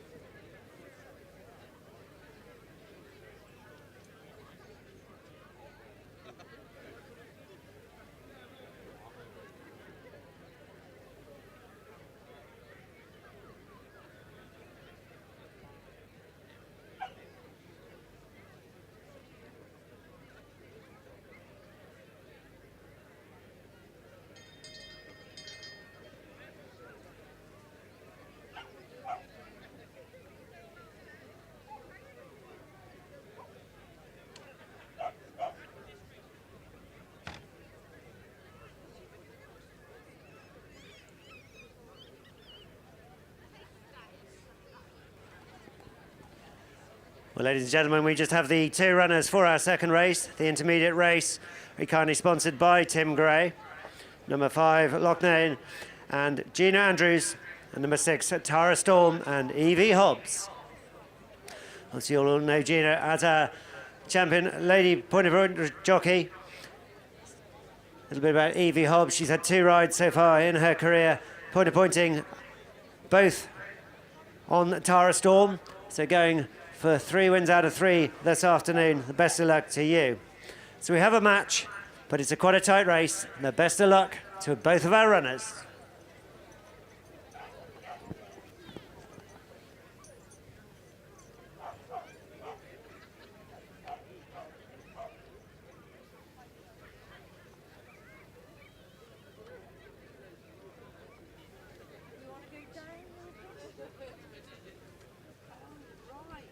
Could Peter Wright please go to the declaration tent, because there's a gentleman waiting to collect a medical book from you.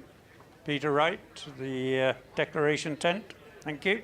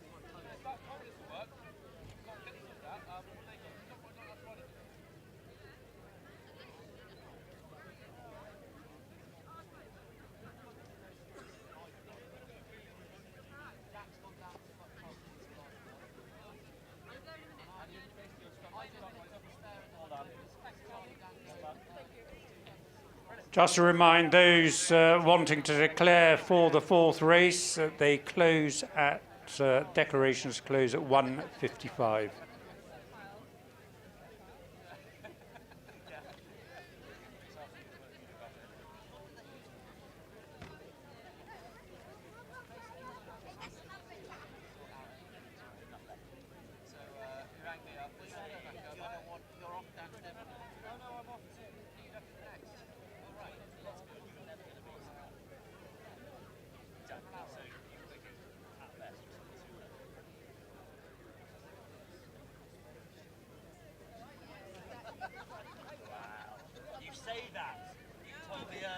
Well, ladies and gentlemen, I'm now joined by Mark Hill, point-of-point form expert. Nothing worse than probably be, from a betting point of view, for having a match race, Mark. But it's quite a tight race. Absolutely, toss of a coin. I think they're at the moment they're both just slightly odds on. So take your pick. I'm going with Tara Storm. Mark, thank you. I'm going against you. Good luck, everybody.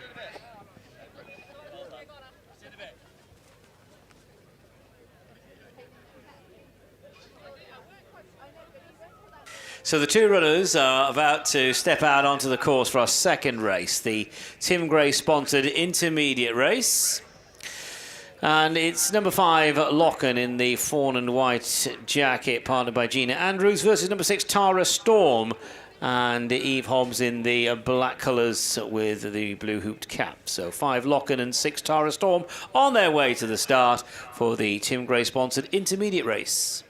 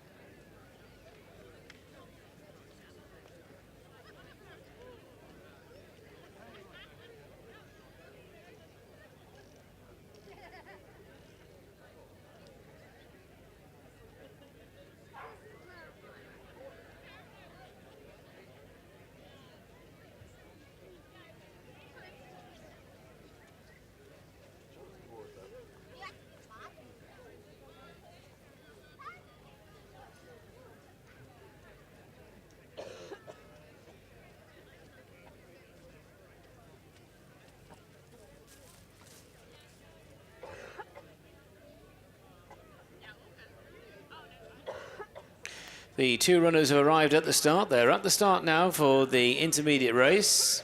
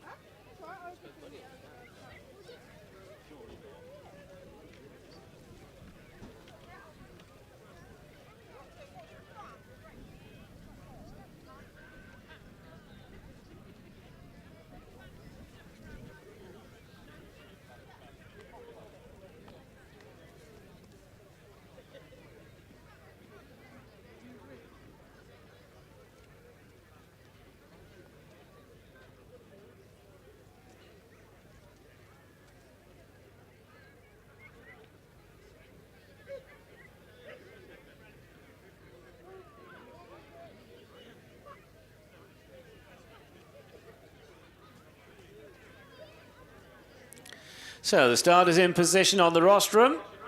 Flags up. They're lining up. And they're off. 2 runners sent on their way. Locken versus Tara Storm in the Tim Gray sponsored intermediate race. And Locken was the one who started in front and is in front at the first fence. Not by much though now. Tara Storm, who gave Locken start, has now hit the front. Tara Storm moving on for Eve Hobbs. Gina Andrews aboard Locken, going on to the second of the 18 fences. Tara Storm the leader. Locken about 4 lengths adrift on landing. Running now to the ditch. And Tara Storm extending the lead. Going onto the open ditch. Tara Storm stands off the ditch. And Locken jumps it around about 5 or 6 lengths away. So they leave the back, and the informed Tara Storm, winner at Cocklebarrow in January, has the lead over Locken. Locken a runner-up last time. Locken a winner 3 times on the point-to-point circuit. Tara Storm has got a good 5 or 6 lengths on Locken as they go down into the dip. So making the run to another plain fence. Tara Storm. About 3 lengths up now. Tara Storm over. In front of Locken as they go on now to the next, which is the 6th. Tara Storm. Oh, Tara Storm blunders there. And Eve Hobbs sat tight, really did have to sit tight aboard Tara Storm to get away with that. Major blemish. Jumped well to that point. Jumps that fence a lot better. Tara Storm from Locken. And they're now turning to face the 8th. Final fence on the circuit. Tara Storm now once again just extending the lead. And stands off that one. So running now to the winning post. Circuit to go. Next fence they'll take is the ditch. Tara Storm and Eve Hobbs. This 7-year-old from the 8-year-old Locken. And Tara Storm has now got a pretty nice lead on Locken as they go to the ditch. Tara Storm clearing it. Locken about 8 lengths away. So they're running slightly downhill before they climb the hill to the back straight. Tara Storm and Eve Hobbs from Gina Andrews aboard the Tom Ellis trained Locken. The uphill fence. Tara Storm and Locken about 5 lengths away and landing. So about to move on into the back straight for the final occasion. Tara Storm, who took up the running after fence number 1, has made a pretty bad mistake on the way around, has got the lead. Except for that bad mistake, Tara Storm's been jumping well. Locken about 5 lengths away on landing at that fence. Now for the middle one in the line of 3 on the far side. Tara Storm 4 lengths clear of Locken as they approach this next one. Tara Storm over. Locken about 4 or 5 lengths away. Now they're going to the last open ditch. Tara Storm and Locken up the ditch now. Tara Storm over with a handy 5 lengths over Locken. 5 to jump. Starting the run down the hill. This next plain fence. Tara Storm and Eve Hobbs from Locken and Gina Andrews. And it was Tara Storm, the 4-length lead over Locken there. As they continue this descent. So with 4 fences left to jump in the Tim Gray sponsored intermediate race, Tara Storm leads Locken. And they're about to face the 4th last fence. Tara Storm's lead is 3 lengths. Tara Storm over. Locken 2nd place. Now they're turning to face the fence where on the first circuit Tara Storm made a bit of a hole in it. Tara Storm jumps it better on this occasion from Locken. 2 to jump. So name your winner. Tara Storm about 3 lengths up. Locken now closing on the run to the 2nd last fence. Tara Storm, Locken, and now they're preparing to turn in. And it is Eve Hobbs aboard Tara Storm with Gina Andrews just shaking the rein on Locken. Coming on towards the final fence. There's about 3 lengths between them. All-important jump required, a good one. Tara Storm, Locken on the flat. Tara Storm now tries to kick away from Locken, and Locken can't go with Tara Storm. Tara Storm and Eve Hobbs going clear of Locken. Gina Andrews accepting the situation on Locken, now easing down. Tara Storm wins, Locken is 2nd.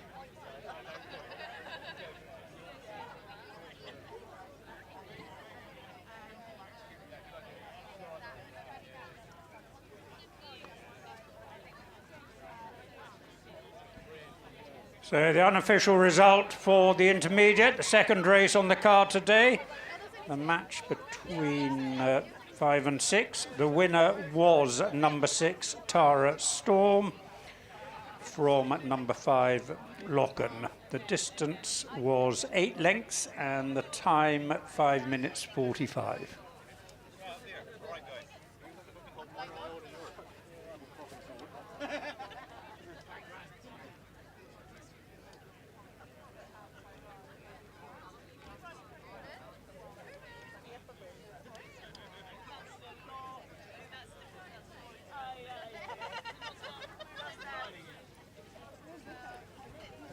So we've just had some rather extraordinary little gadget handed in with Massey Ferguson written on the side of it.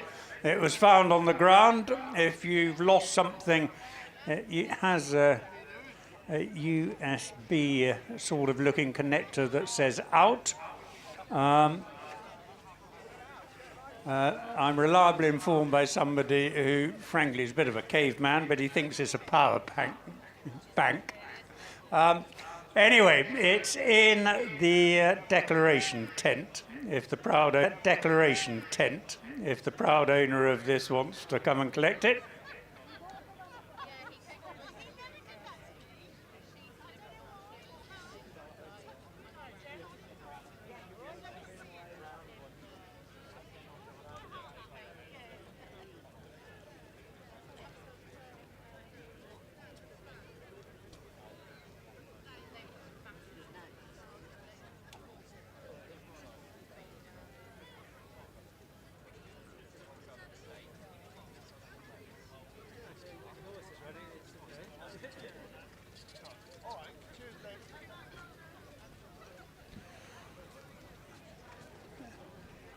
We've also got a dog that's just arrived here.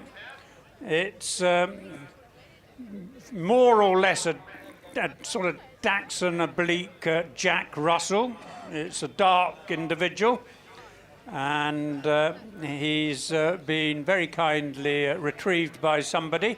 So if you come to the weighing room, to the declaration tent, you can retrieve your dog.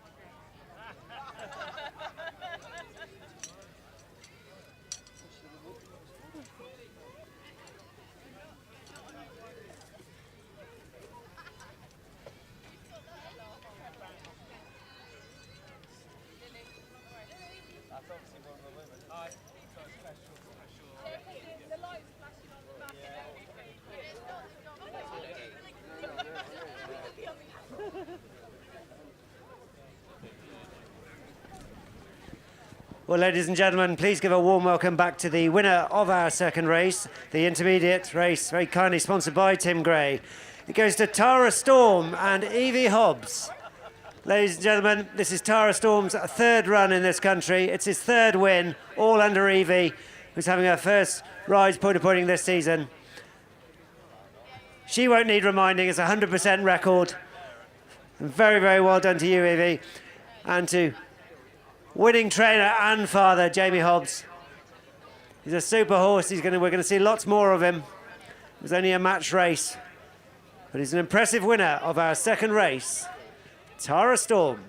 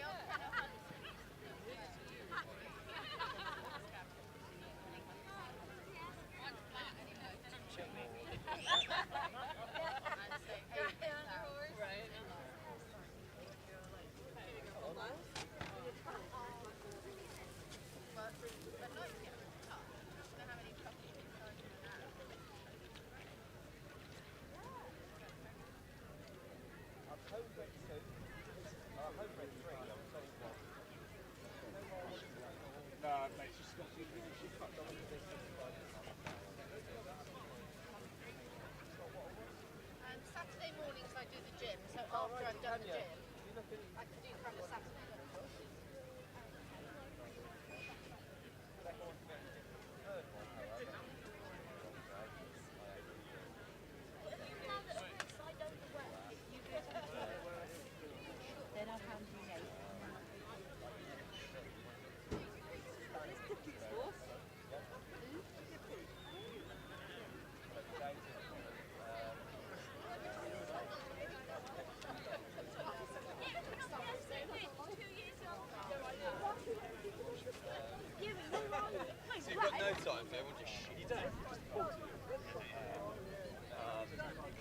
How's your thing going, all right?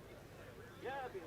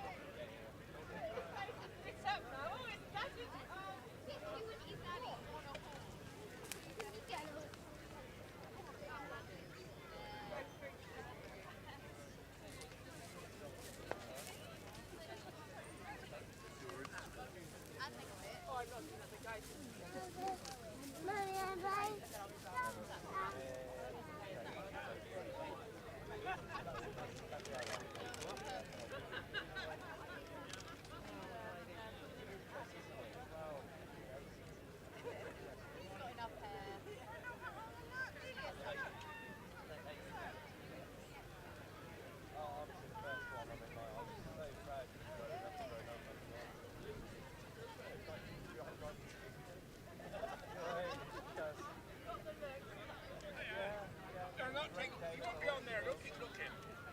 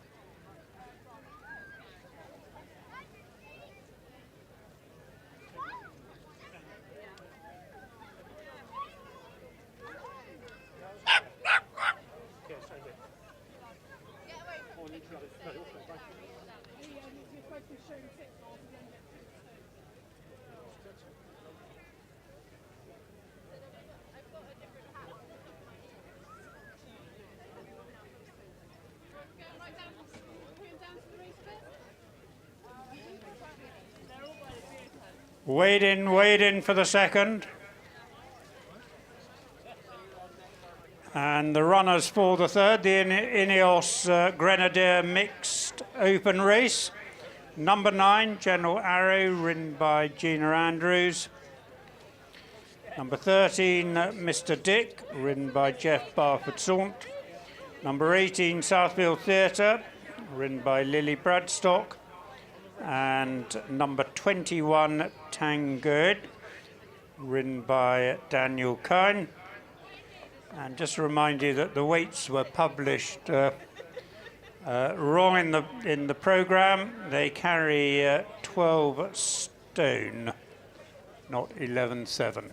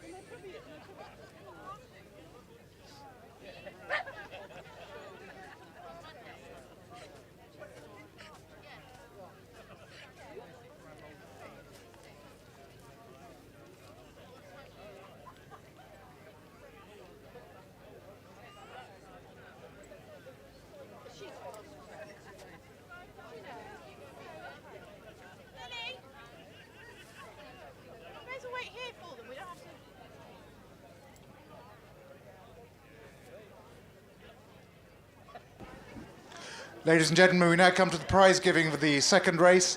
This is the intermediate race, which is very kindly sponsored by Tim Gray.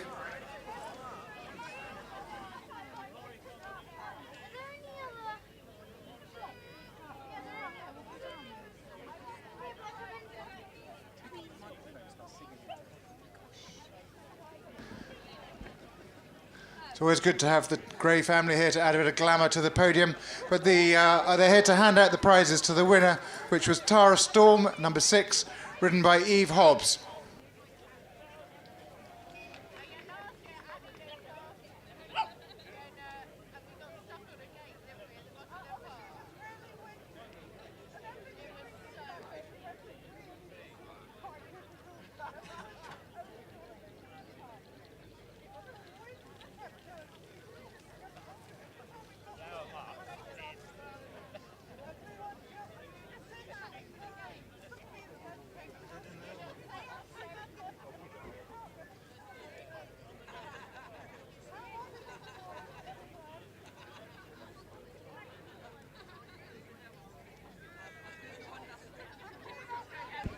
Many congratulations to all the connections.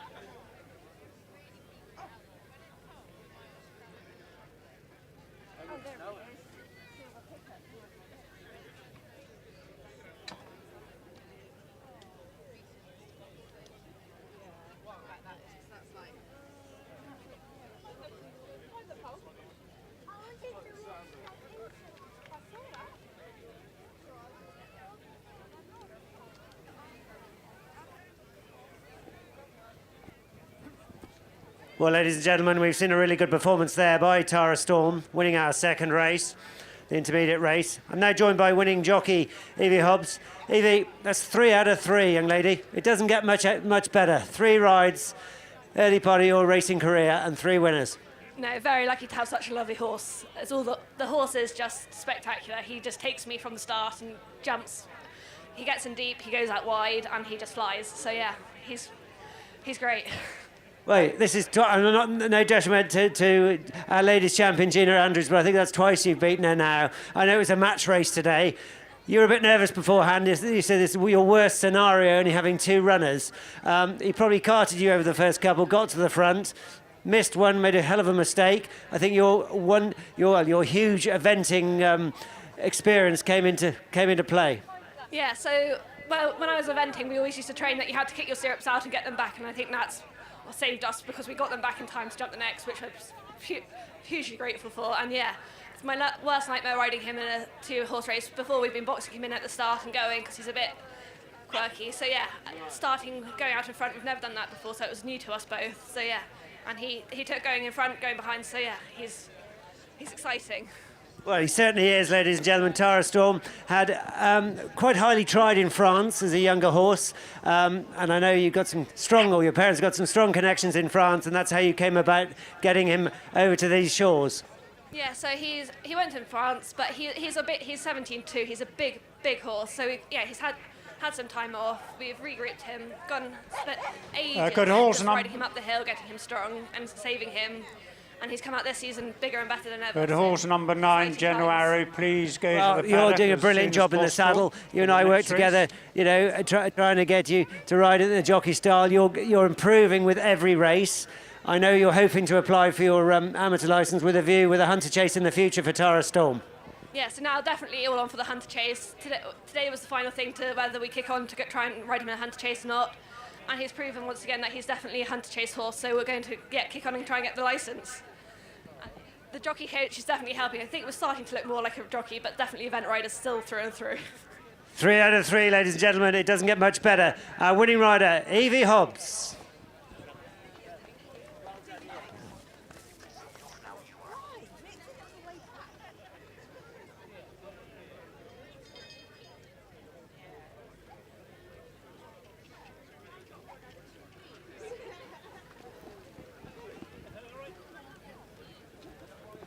Well, ladies and gentlemen, the jockeys have just been asked to mount for our 3rd race, the Ineos Grenadier Mixed Open Race, very kindly sponsored by Ineos Grenadier. 5 runners go to post. Number 9, General Arrow, ridden by Gina Andrews. 13, Mr. Dick, ridden by Geoffrey Barford-Salt. 16, Pont Avon and John Smith-Maxwell. 18, Southfield Theatre and Lily Bradstock. 21, Tangoid and Daniel Kane. 5 runners go to post then for our 3rd race.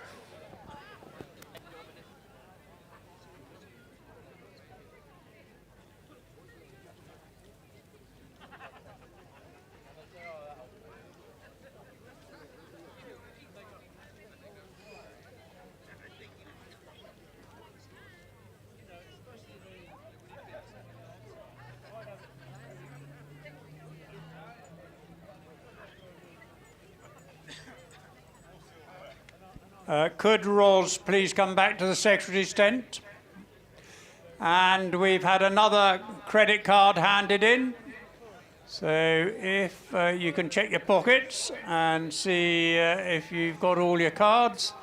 If you haven't, there's half a chance it's here.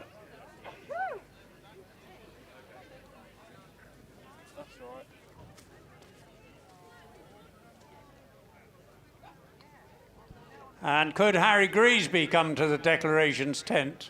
We're going to have to put traffic lights up in a second.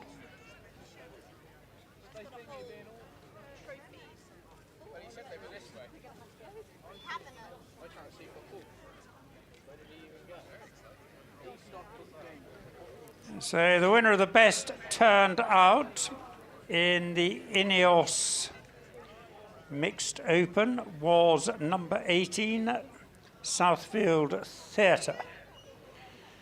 Well done, the Bradstocks.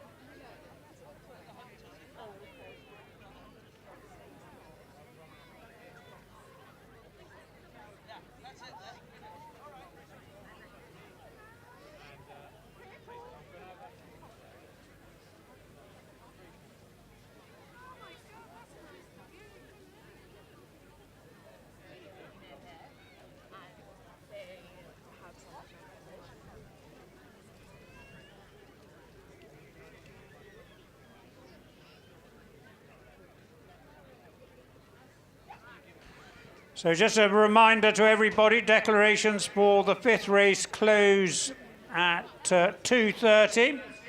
And there's a gentleman here who's very keen to see Harry Greasby, probably with that in mind.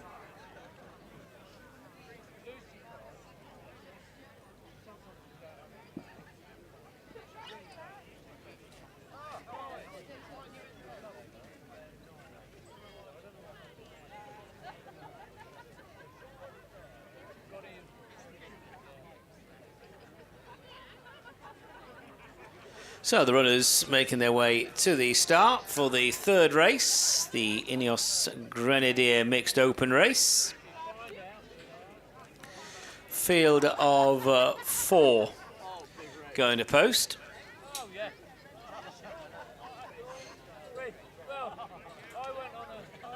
So General Arrows in the beige with the black triple diamond. Gina Andrews takes the ride. Southfield Theatre, white navy cross belts, and Lily Bradstock in the saddle, followed by Tangoed, maroon with the white triple diamond, and Daniel Kine, and Mr. Dick, red and light blue diamonds. Jeff Barfoot sauntered aboard. 4 of them going to post, thanks to Ineos Grenadier for the generous sponsorship of the Mixed Open Race.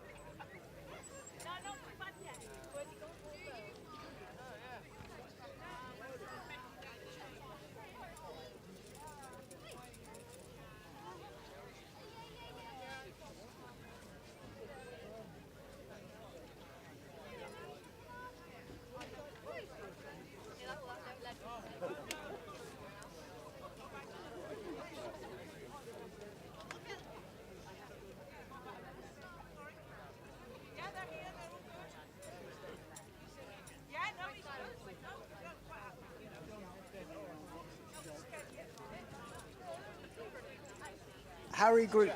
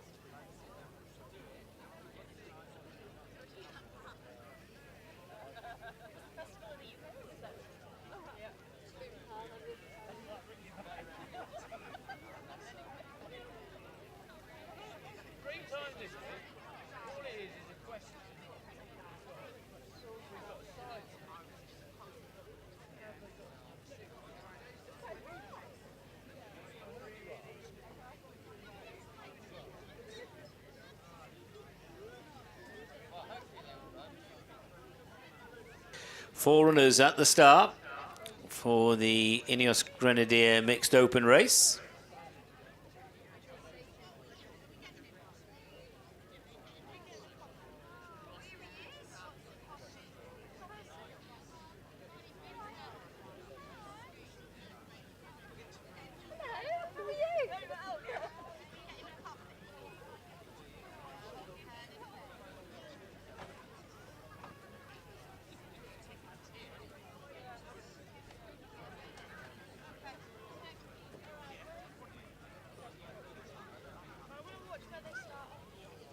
Do you think they recorded them like going?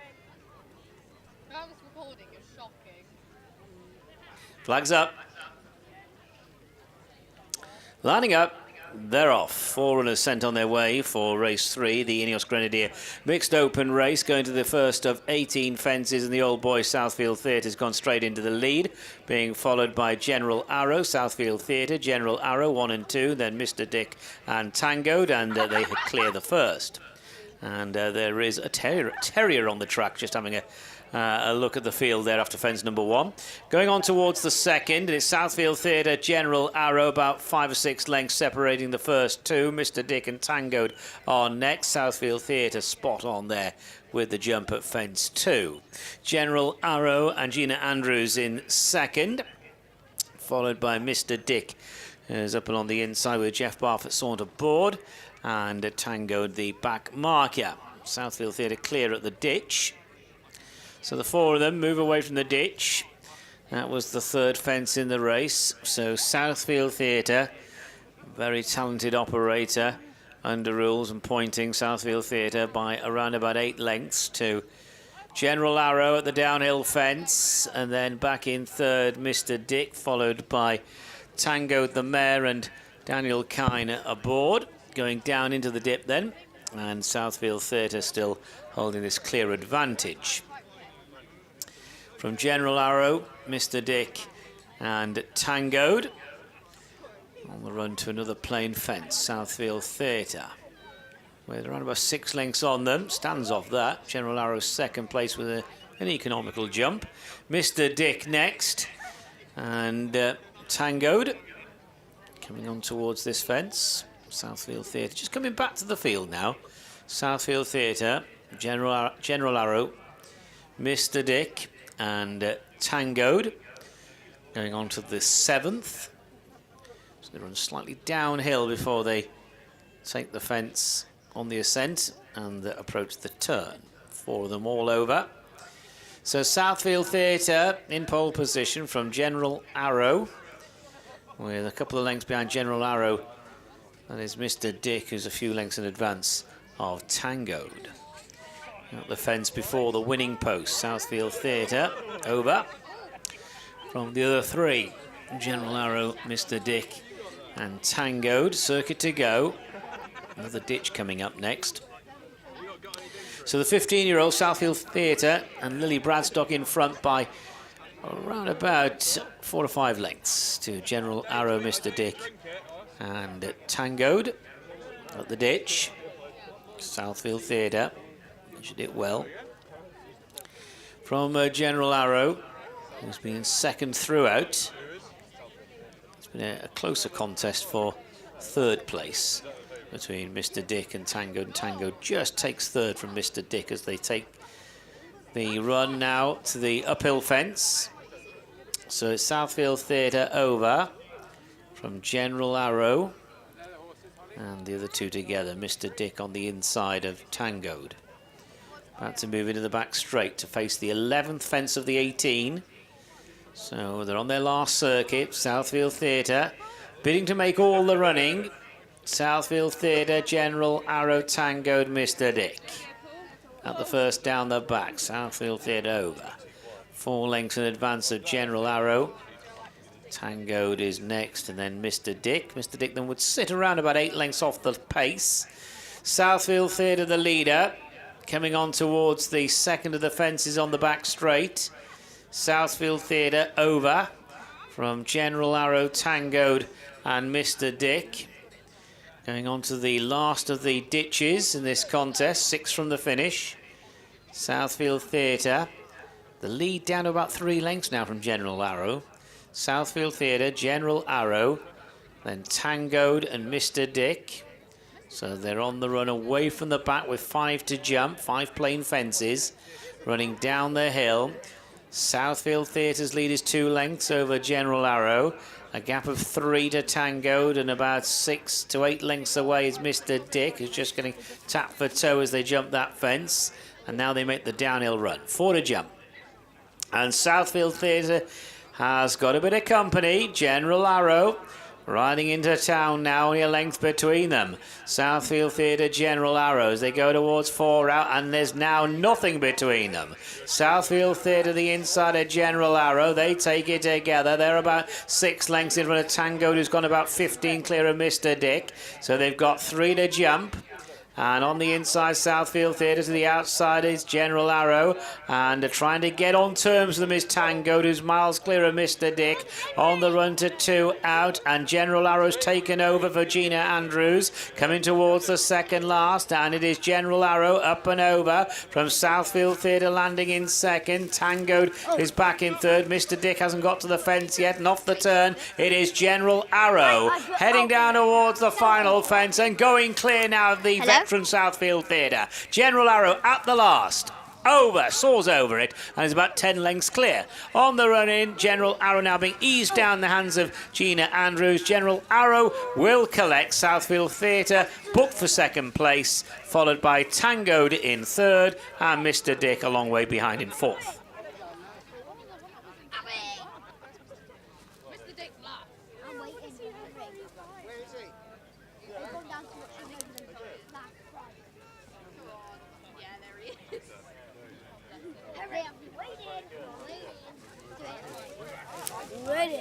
Maiden. They have weighed in. Results are official. Henry. The results are official. They have weighed in.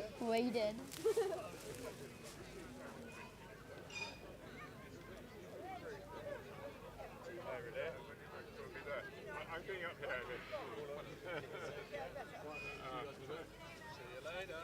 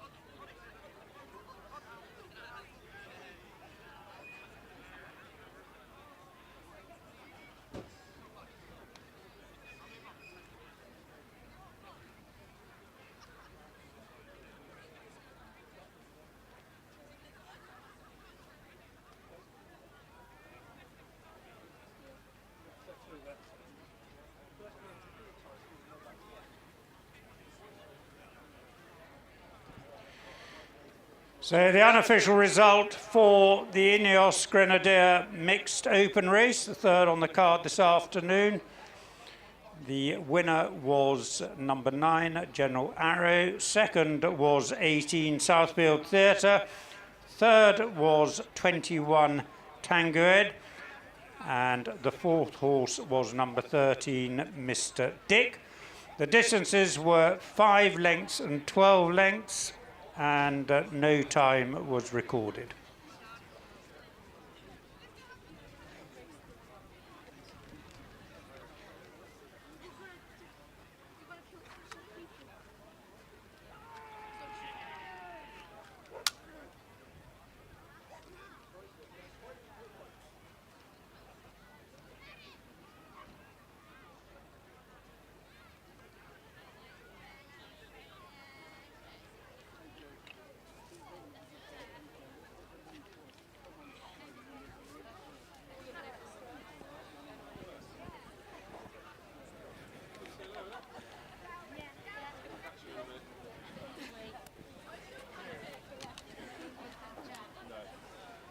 Well, ladies and gentlemen, we've seen a really good performance there by General Arrow, winning our third race, the Enos Grenadier Mixed Open.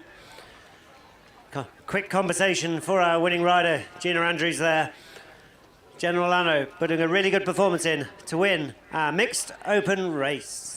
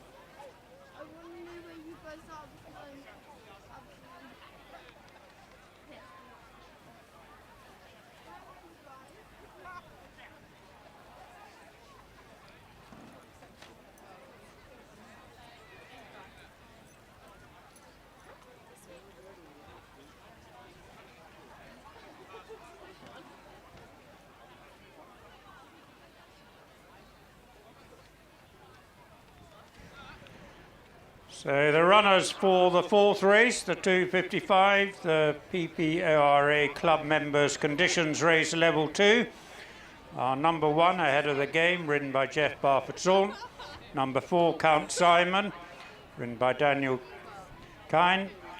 Number 5, Doldido, ridden by Oliver Aiton. And number 8, Master Templar, ridden by Gina Andrews.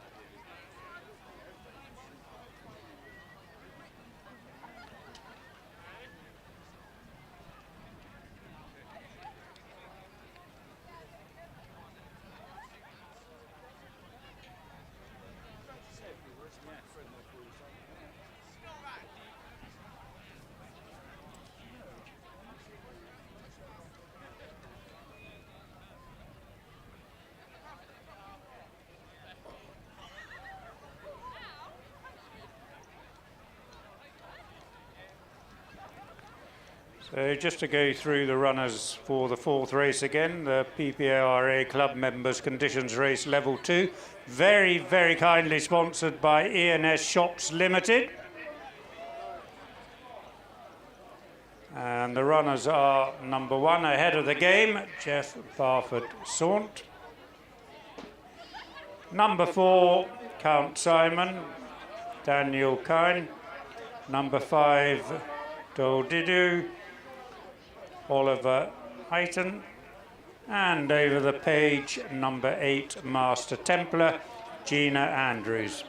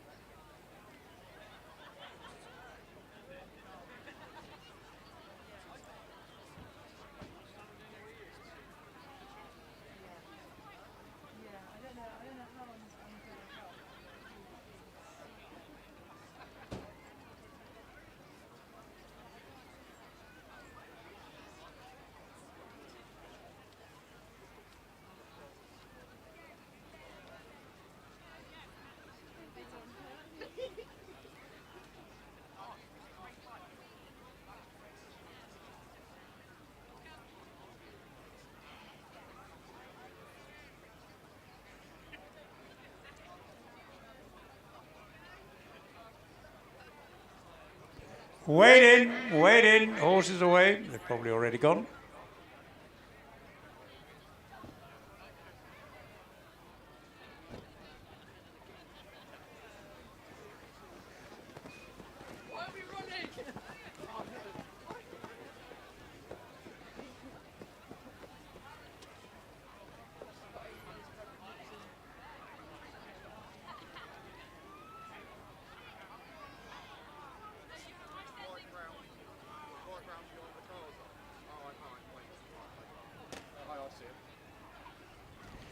Could Eve Hobbs please come to the podium for a presentation, please?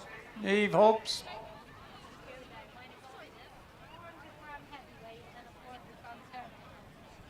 Yours are clipped and a bit thinner than mine. Yeah.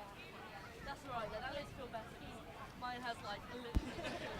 Ladies and gentlemen, we now come to the prize giving of the third race. This is the Enios Grenadier Mixed Open Race.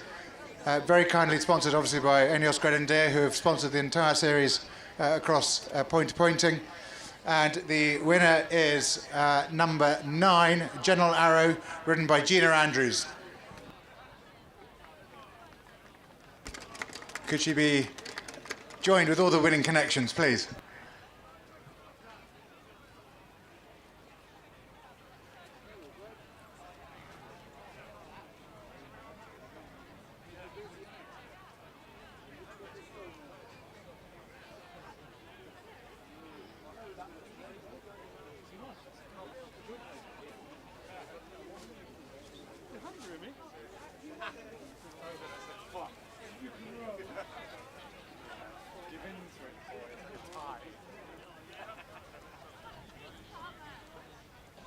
Ladies and gentlemen, I've just been asked to remind you, if you've got a dog here, could you please keep your dog on the lead? Apparently, one tried to join in the sports in the last contest. So can you please make sure they stay on the lead?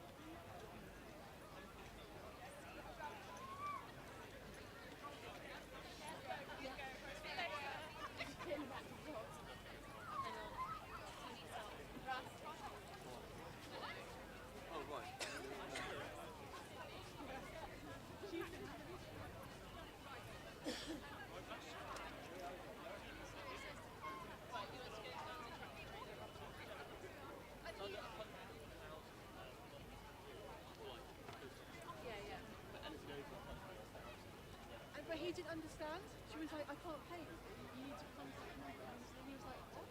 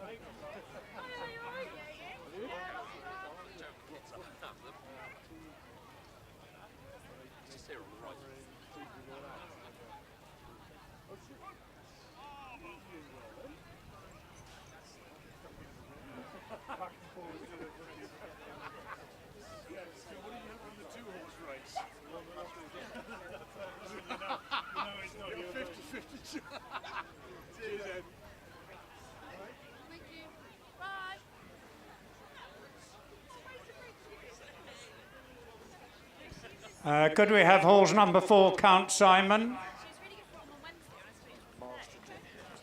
And Master Templar to the paddock as quickly as possible, please. Thank you.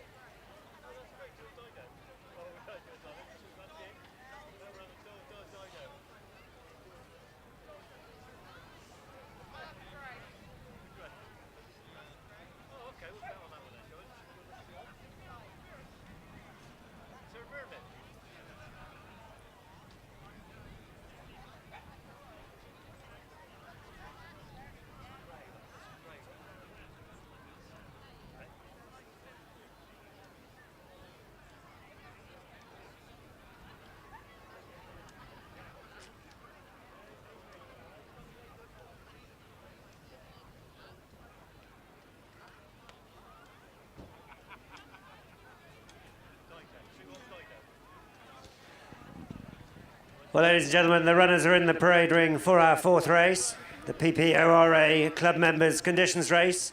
It's a level 2 event, very kindly sponsored by E&S Shops Limited. 4 runners go to post. Number 1 ahead of the game, Geoffrey Barford Salt. Number 4, Count Simon and Daniel Kane. Number 5, Deldito and Oliver Alton. And over the page, number 8, Master Templar, ridden by Gina Andrews, chasing a double on this afternoon's card here at Didmarton. 4 runners go to post for the 4th race, the PPORA Club Members Conditions Race. Official off time, 2:55.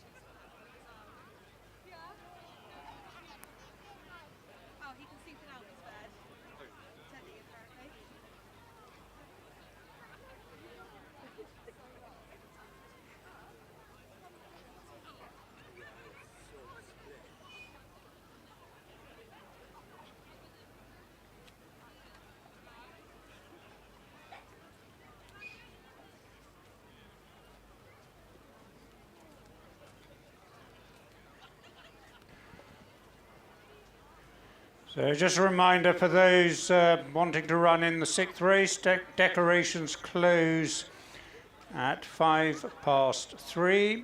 Decorations close at 3:05 for the 6th.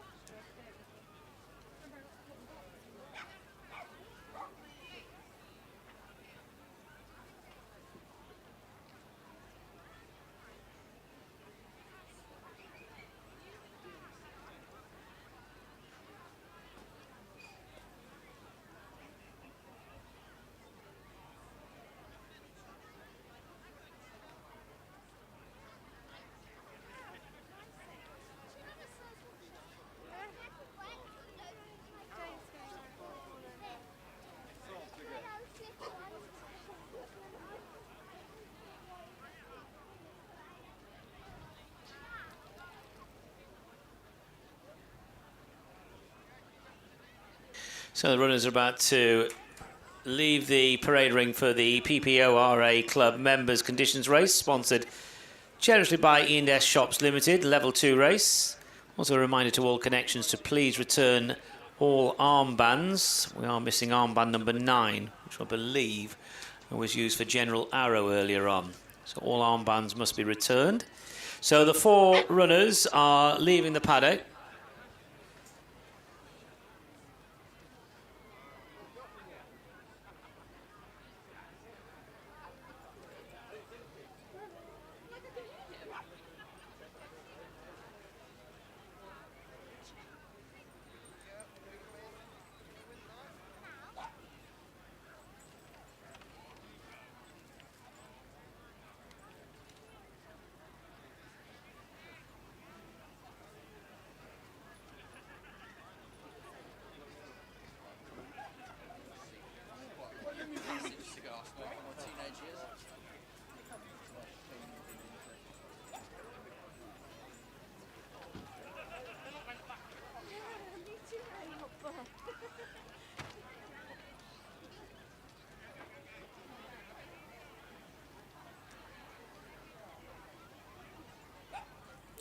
So let's have a look at the 4 runners as they make their way to the start.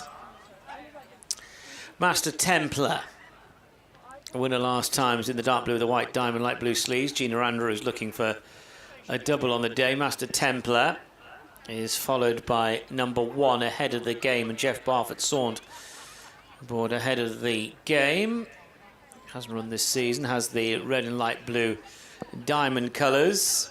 The grey is Doldido, dark green with the red star, and Oliver Aiton aboard, and Count Simon is in the black with the orange cross of Lorraine. David Kine takes the ride. 4 of them out on the course, thanks to E&S Shops Limited, the generous sponsorship of the 4th race, the PPORA Club Members Conditions Race, a Level 2 race.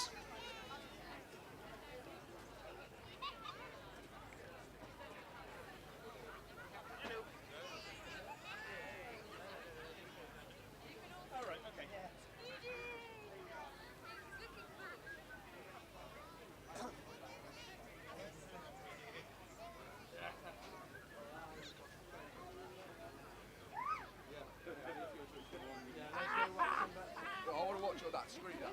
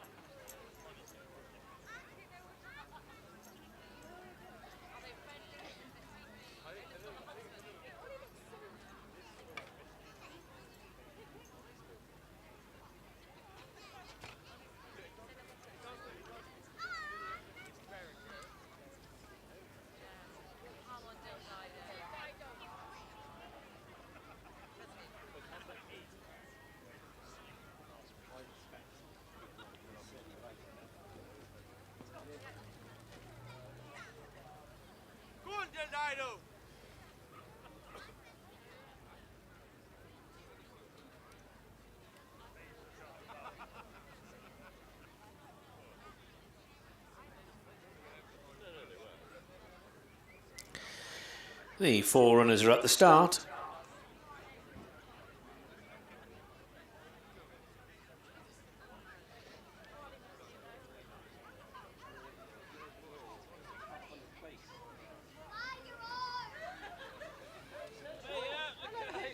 Are you doing the catering?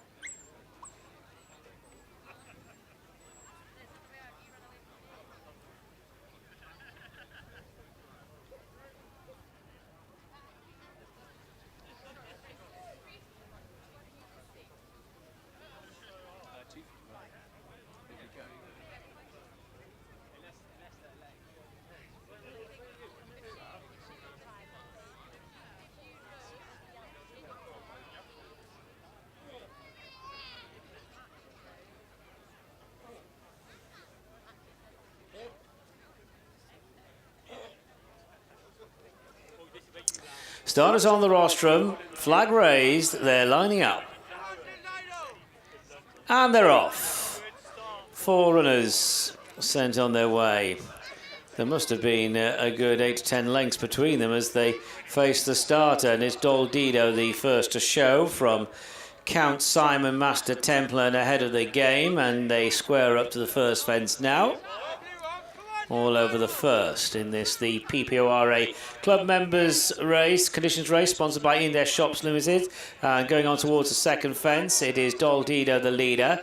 Dol Dido by about a length and a half to Count Simon in the black jacket. Master Templar is in third and in fourth ahead of the game. So making the approach to the ditch on the far side. So it's the grey Dol Dido making the running from Count Simon, who was second to Master Templar when they last met. Master Templar's in third, taking the ditch. And ahead of the game, was in good form last season, running for the first time this term, the back marker. 4 runners now about to exit the back straight. And Count Simon is right alongside Dol Dido as they make the approach to the fourth. And Count Simon, Dol Dido are about 4 lengths ahead of Master Templar.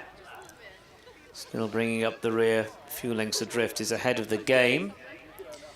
Coming on down the hill, going to jump the 5th fence shortly.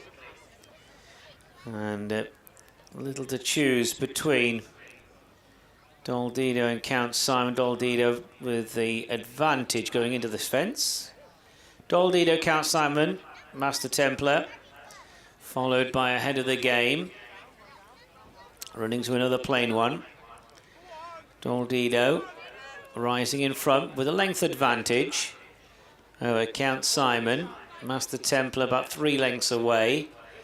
And ahead of the game, Jeff Parford Sauntsmount, the back marker. Running now to the fence before the straight.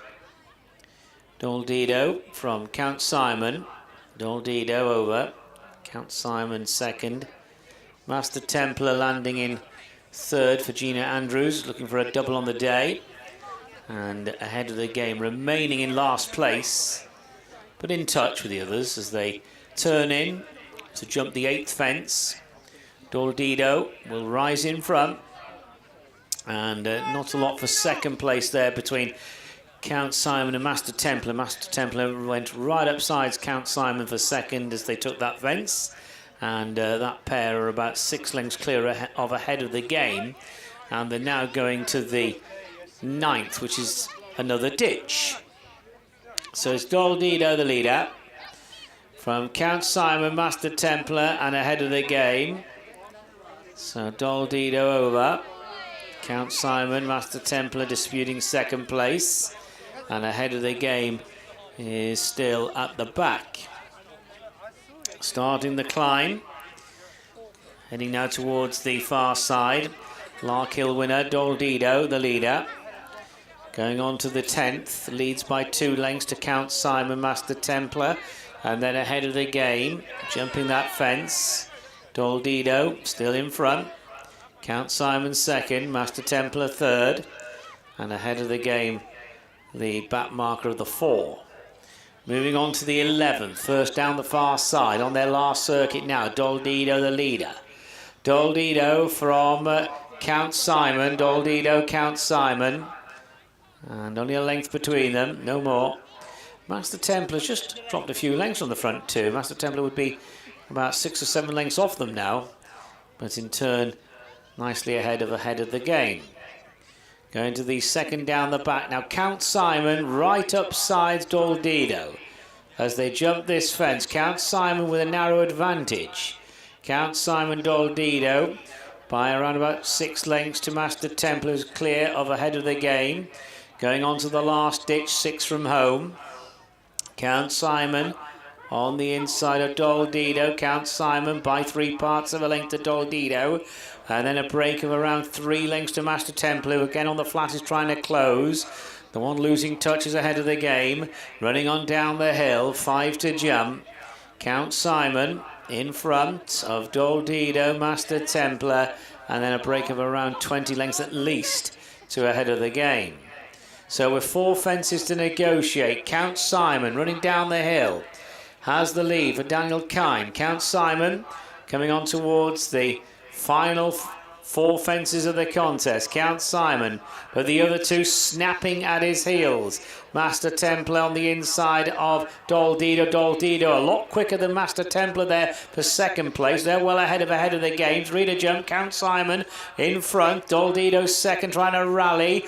A bit of a slow jump from Master Templar in third. Just been pushed along, but well ahead of the game. 2 to jump. Count Simon going along merrily, and now just extending that lead. Second last fence coming up for Count Simon. Count Simon over safely. Doldido in second, under immense pressure third Master Templar, who's looking one paced at the moment. Ahead of the game's a long way back, off the final turn, and it's all Count Simon coming to the final fence. Count Simon is clear at the last. Count Simon is over and on the run in, well ahead of Doldido. Master Templar is back in third and will try and take second position, but it's all over for the top prize. It's going to Count Simon. Count Simon eased down to win. Second place, it's close between Master Templar and Doldido, and they're well clear of ahead of the game.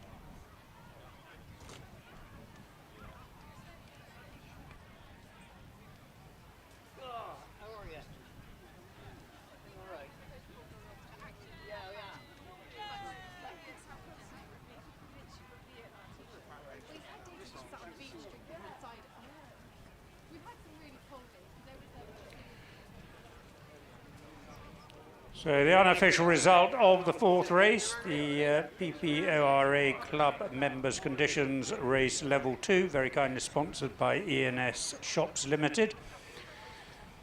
First over the line was number 4, Count Simon. Second was number 8, Master Templar. Third was number 5, Tordido. And fourth was number 1, Ahead of the Game. The distances were 12 lengths and a short head, and the time of the winning horse was 6 minutes and 11 seconds.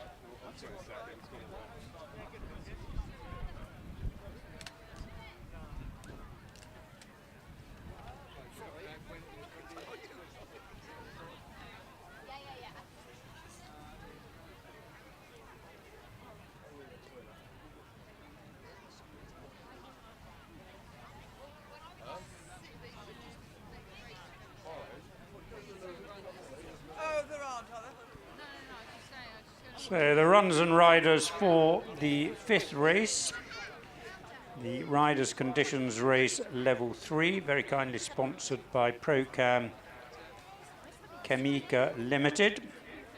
8 have been declared and the jockeys are on your race card unless otherwise stated.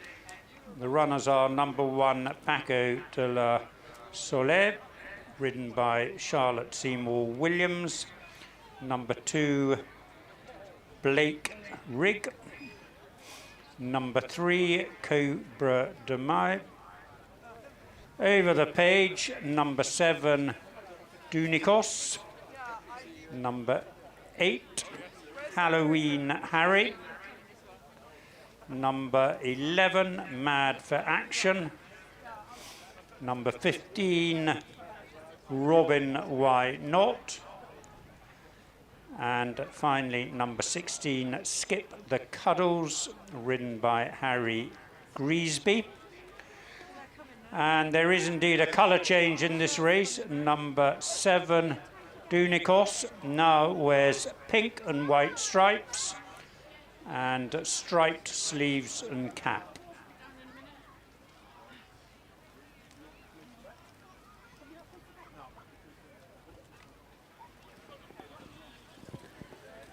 Well, ladies and gentlemen, it's a big well done to the winner of our fourth race, the PPORA Club Members Conditions Race Level 2, kindly sponsored by ENS Shops Limited.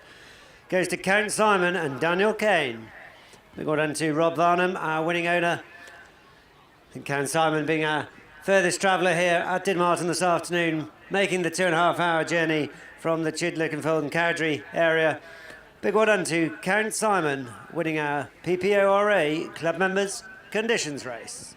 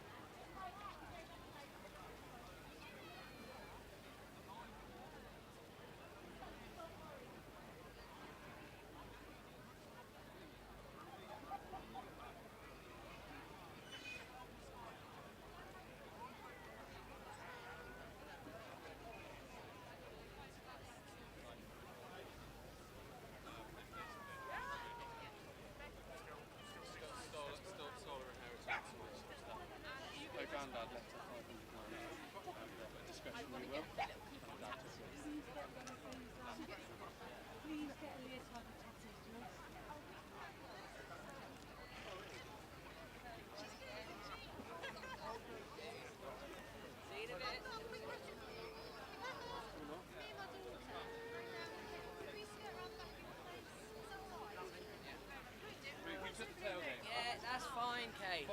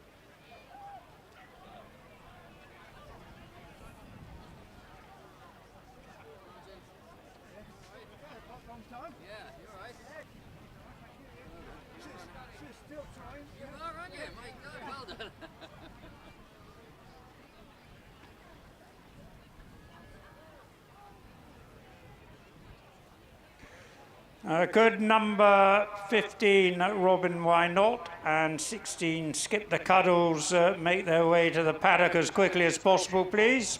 Thank you.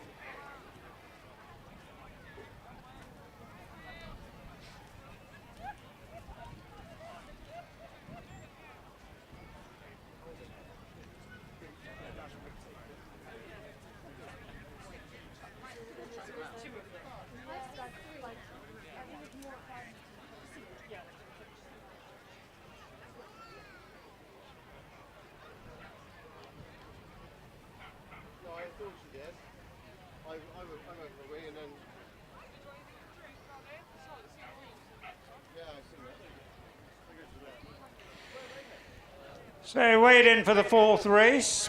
So just to go through it again, the official result is first number 4, Count Simon, second number 8, Master Templar, third number 5, Dol Dido, and fourth was number 1 Ahead of the Game.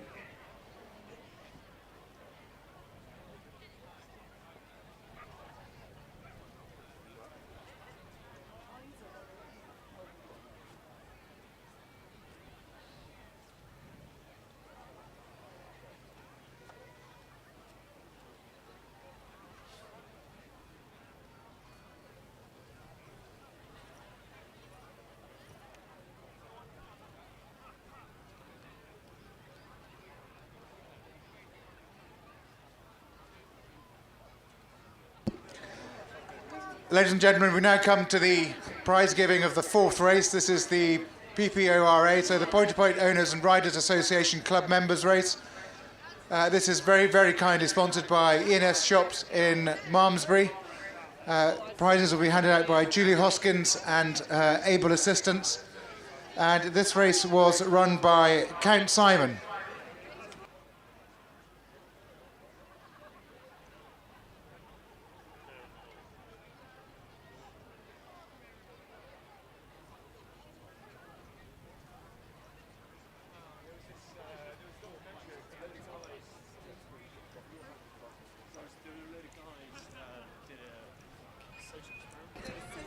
Yes. Thank you again to ENS Shops for their very, very kind and longevity of sponsorship, but also thank you to their assistants, Mary and Lizzie Pope.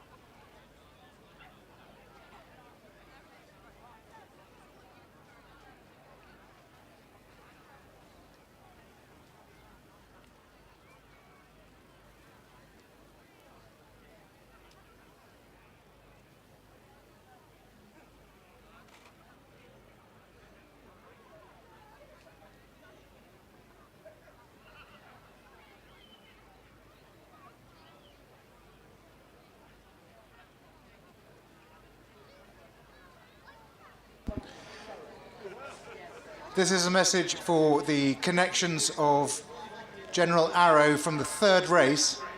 Could you please return the armband back to the secretary's tent as soon as possible, please? That's number 9 from the third race. Could you please return your armband, General Arrow connections, please?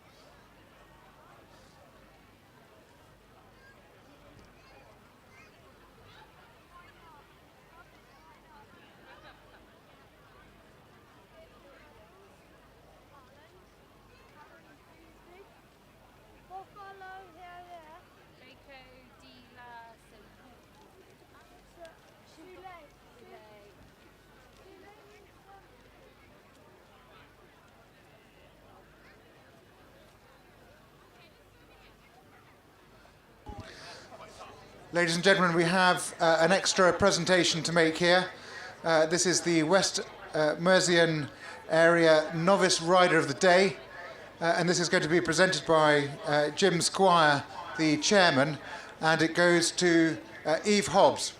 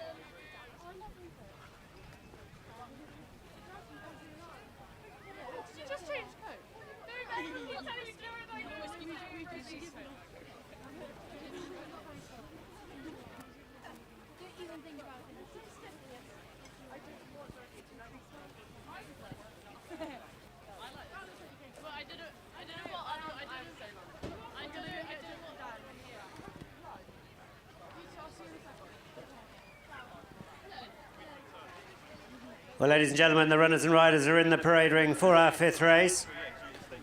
The riders' conditions race. It's a level 3 event. Very kindly sponsored by Procam Commercial Limited. 8 runners get a post. Horse number 1, Balco de la Celine, ridden by Charlotte Seymour Williams. Number 2, Blaker Rig, Will Badlin. Number 3, Cobra de la May and Chloe East. Over the page. Number 7, Dolcanos and Isla Hopkinson. Colour change here on number 7. Jockey now wears a pink jacket with white stripes and a white cap. Horse number 8, Halloween Harry and Lucy Mega. 11, Mad for Action and Abigail Lewis. Number 15, Robin Wynott and James Spencer. And completing the field, number 16, Skip the Cuddles and Harry Greasby.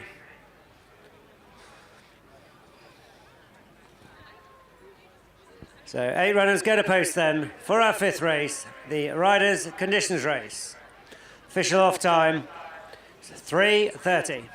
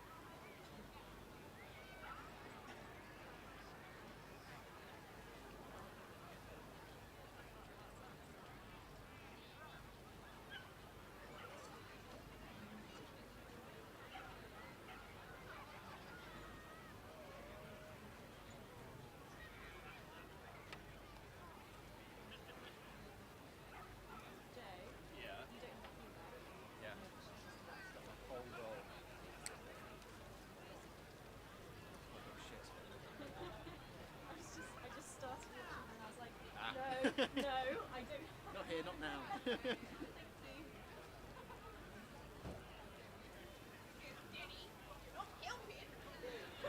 Shut up!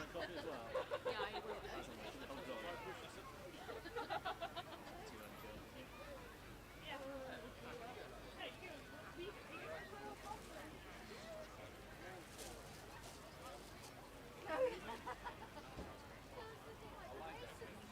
So, runners making their way to the start for the Procam Jamaica Limited Riders Conditions race. A field of 8 going to the start, and Skip the Cuddles and Harry Greasby, white with the blue sleeves, is the first one out, followed by Baca de la Soleil, has the yellow with the black seams, and Robin Wynott. Robin Wynott is in the blue with the yellow stars.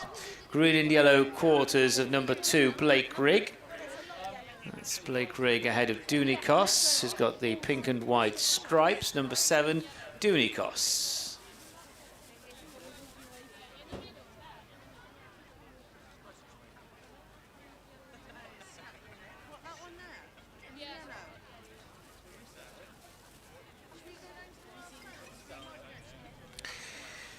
Next one out is Mad for Action.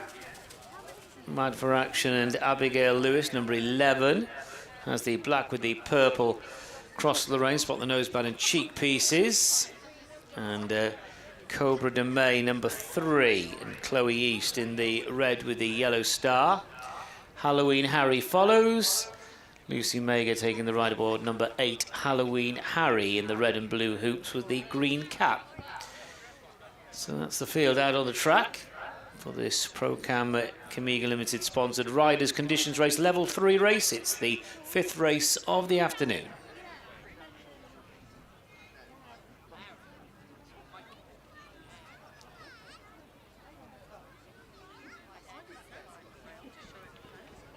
So the winner for the best turned out in this race was number 1, Baco de la Soleil. Well done, all connections.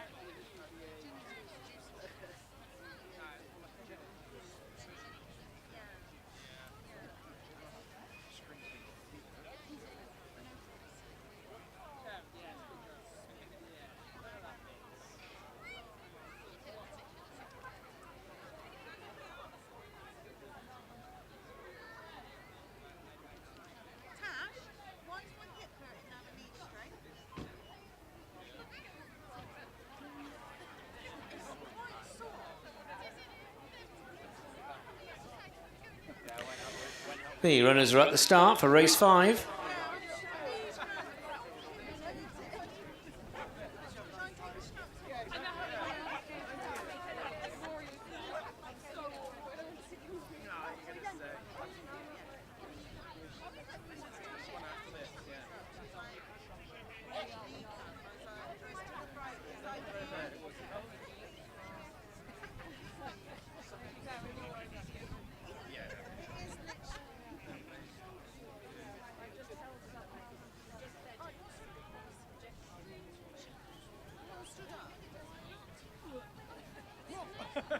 Years of practice. Yeah. Good, good.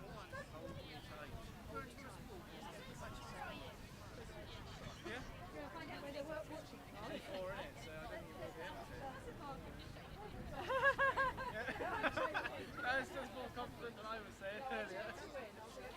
All right. Bye-bye. Bye.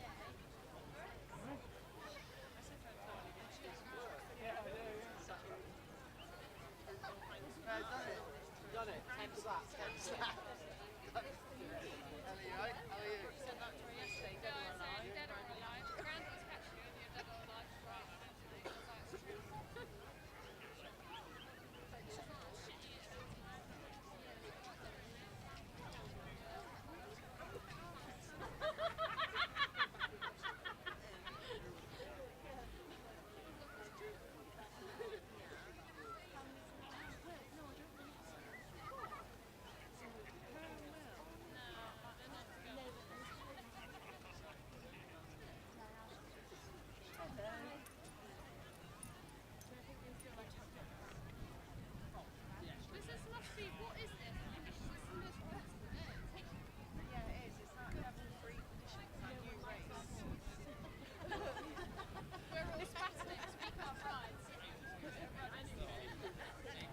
Starters on the rostrum.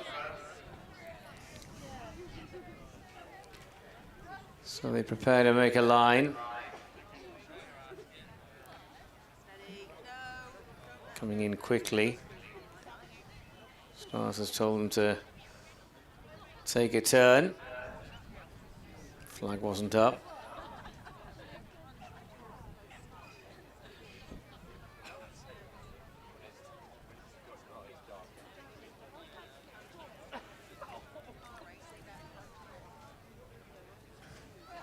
Flags up, they're off. And the first away is Cobra de May, being followed by Blake Rigg, and then Skip the Cuddles. Few lengths to Robin Why Not and Dunikos on the inside. They come through to take the first fence. Blake Rigg spent a fair bit of time in the air there with a slow jump. Running now towards the second, and it's Cobra de May striding out with a length and a half advantage over Skip the Cuddles in second. Baco de la Soleil is Little Keen in third place from Blake Rigg, Dunikos, Robin Why Not. Then Mad for Action. The last one to take it is Halloween Harry. Going on towards the open ditch. This is fence number 3. And it's Cobra de May making it, with the Keen going Baco de la Soleil second place, only about a half length down. Jumping the ditch. Those two are from Skip the Cuddles in third. Dunikos and Blake Rigg running together. Then Robin Why Not, Mad for Action, Halloween Harry is giving them start. They're on the downhill run, about to face the fourth, and it's Cobra de May, pace setting by a length to in second Baco de la Soleil. Break of about 3 lengths to Skip the Cuddles in third. 2.5 lengths to Dunikos on the inside of Blake Rigg. Break of about 4 or 5 lengths to Mad for Action, who just shades Robin Why Not, and Halloween Harry is following. Making the run to this plain fence. And Cobra de May taken on for the lead by Baco de la Soleil. Those two taking it together. Others now moving away from that obstacle. And Skip the Cuddles back in third, Dunikos 4, Blake Rigg next, then Mad for Action, Robin Why Not and Halloween Harry. And they take another plain fence. Going on towards the 7th, and it's Cobra de May, the leader, leading by around a length and a half now to Baco de la Soleil. Skip the Cuddles about 4 lengths away in third place as they jump that fence, the fence before the straight. Dunikos is up along the inside in the pink jacket. To the outer is Blake Rigg, who's about 3 lengths in advance of Mad for Action. Then Halloween Harry. Robin Why Not has dropped to last place, and they're jumping the fence in front of the enclosures now. Cobra de May was the one who touched down in front from Baco de la Soleil. Skip the Cuddles 2 lengths away in third. Breaking about 3 lengths to Dunikos in fourth position. Another 3 lengths to Blake Rigg. A similar margin to Mad for Action, then Halloween Harry. And Robin Why Not is the back marker. Would be around about 15 lengths at least off the leader. Going on towards the ditch, Cobra de May leaves the ground in front once more. Cobra de May from Baco de la Soleil going on down into that dip. And back in behind these Skip the Cuddles, Dunikos. Then there's a few lengths to the other 4. And they are headed by Blake Rigg, then Mad for Action, Halloween Harry, and Robin Why Not. Cobra de May and Baco de la Soleil lead them over the uphill fence. Skip the Cuddles. Dunikos is closing in on the leading trio. Then there's a bit of daylight to Blake Rigg, Halloween Harry, Mad for Action, and Robin Why Not is a long last. And they're going on now towards the 11th. As they do so, Cobra de May hangs on to the lead.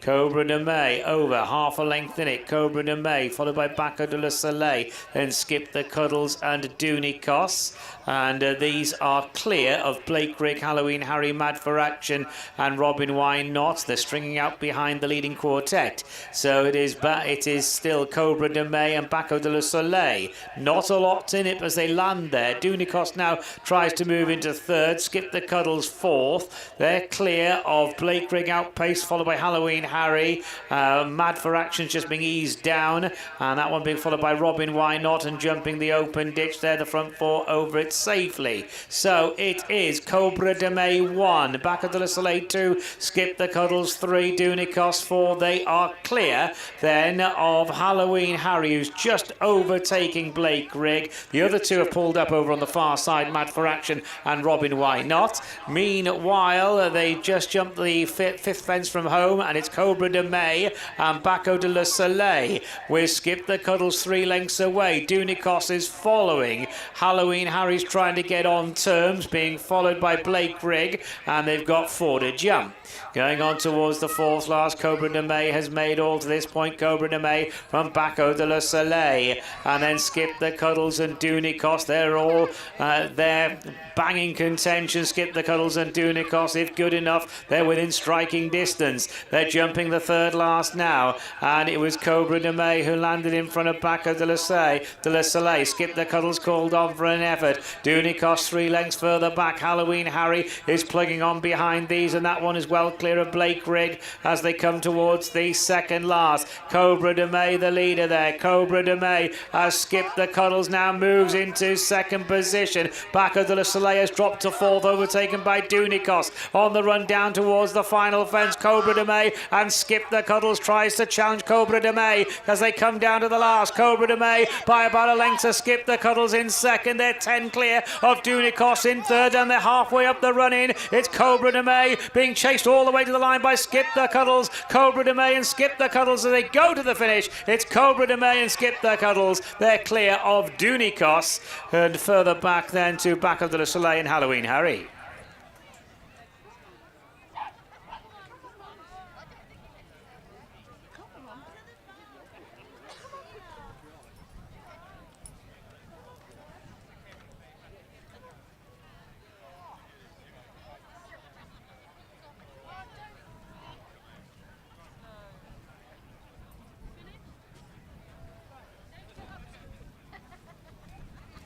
Ladies and gentlemen, I've just been handed a pink accessorised purse. There you go. That's been handed in. So whoever has lost a pink accessorised purse, could they please come to the weighing room, weighing tent, declarations tent, and collect it. Thank you.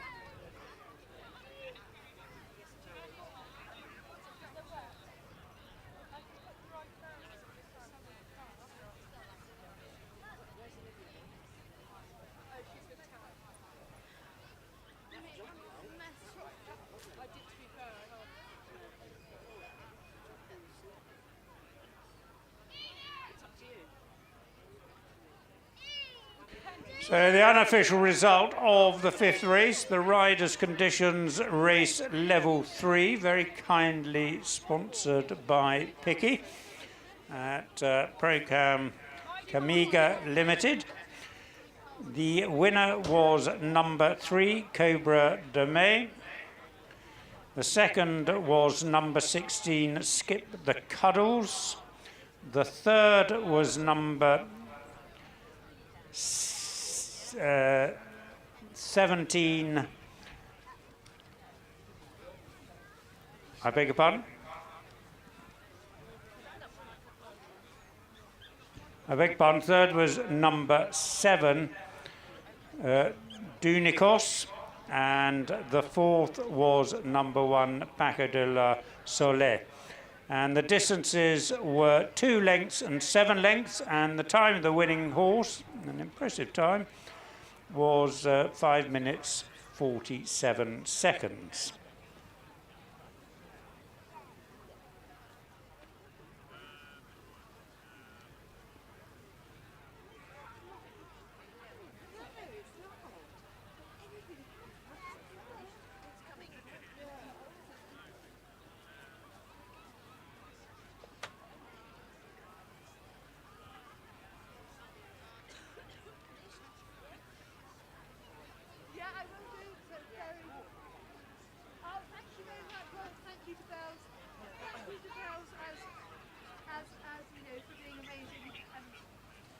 Giving her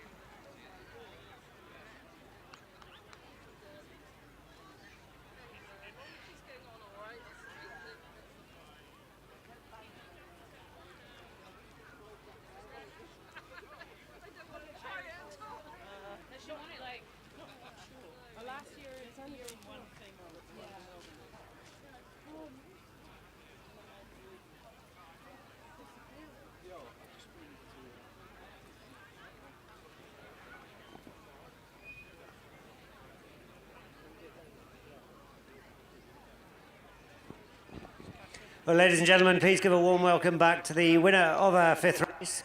The Riders' Conditioners race goes to Cobra de May and Chloe East. Big well done to our winning owner, Ricky East. This one qualified with the Bicester and Wadden Chase, winning our Riders' Conditions race. Well done all.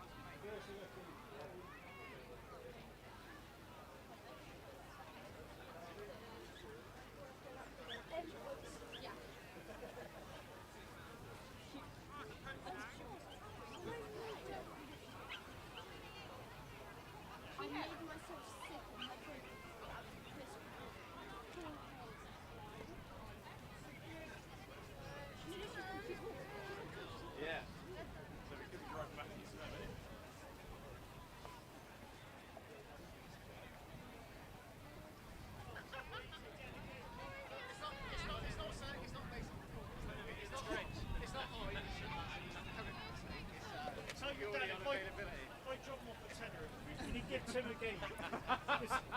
M likes the freedom on when we like.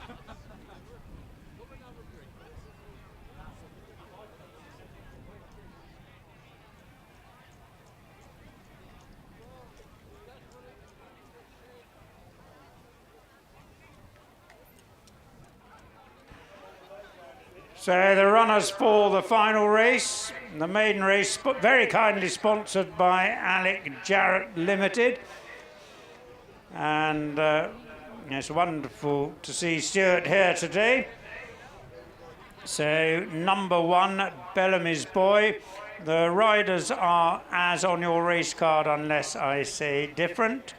Number 4, Fair to Dream. Number 6, Hold Me Tight, ridden by Robert Hawker. And finally, number 11, Urban Grit.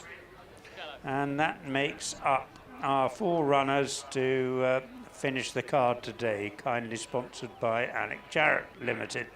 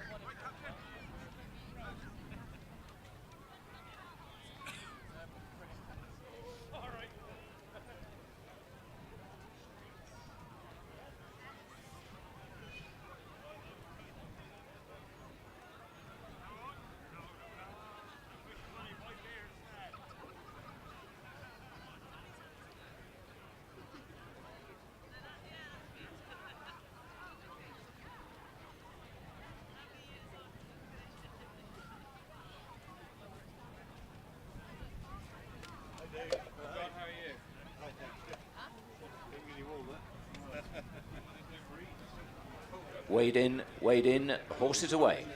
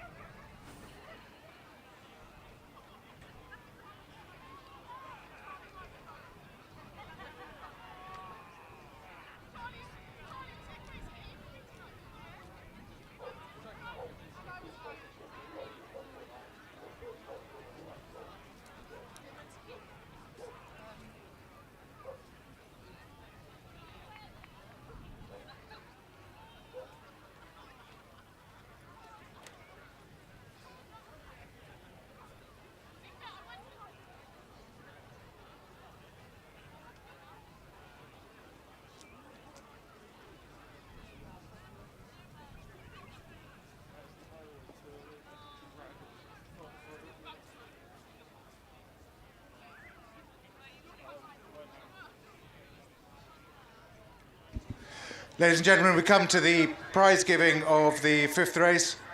This is the Riders' Condition Race, Level 3. Very, very kindly sponsored by ProCam, Richard Pickford. And the winner of the race was Cobra de May, ridden by Chloe East, who is very definitely the boss of all of the connections.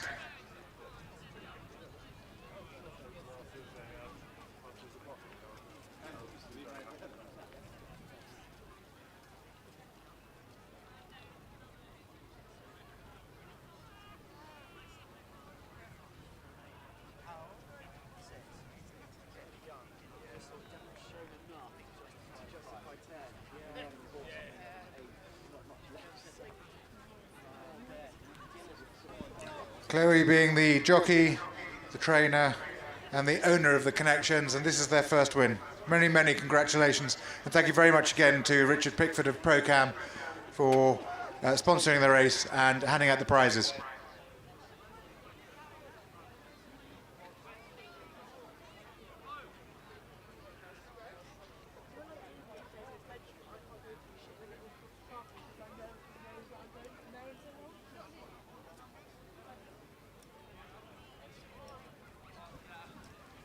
Horse number 11 to the paddock.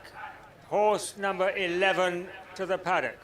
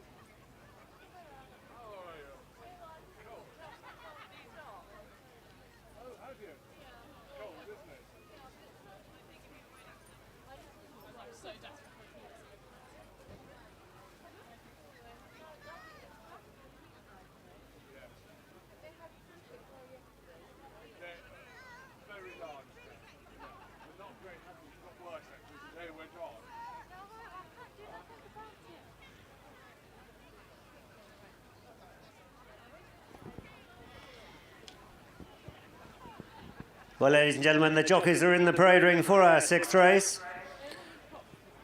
The maiden race, very kindly sponsored by Alec Jarrett Limited. Runners are number 1, Bellamy's Boy, Geoffrey Barford sold. 4, Fair to Dream, Jessica Stewart. 6, Hold Me Tight, ridden by Rob Hawker. And over the page, number 11, Urban Grit and Izzy Marshall.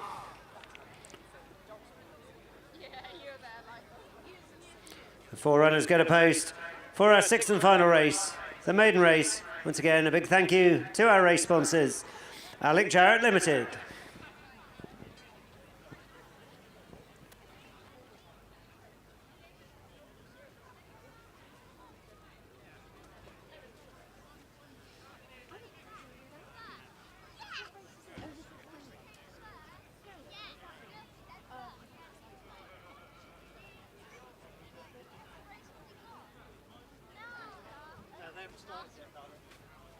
Last, I came first. On the last race, I came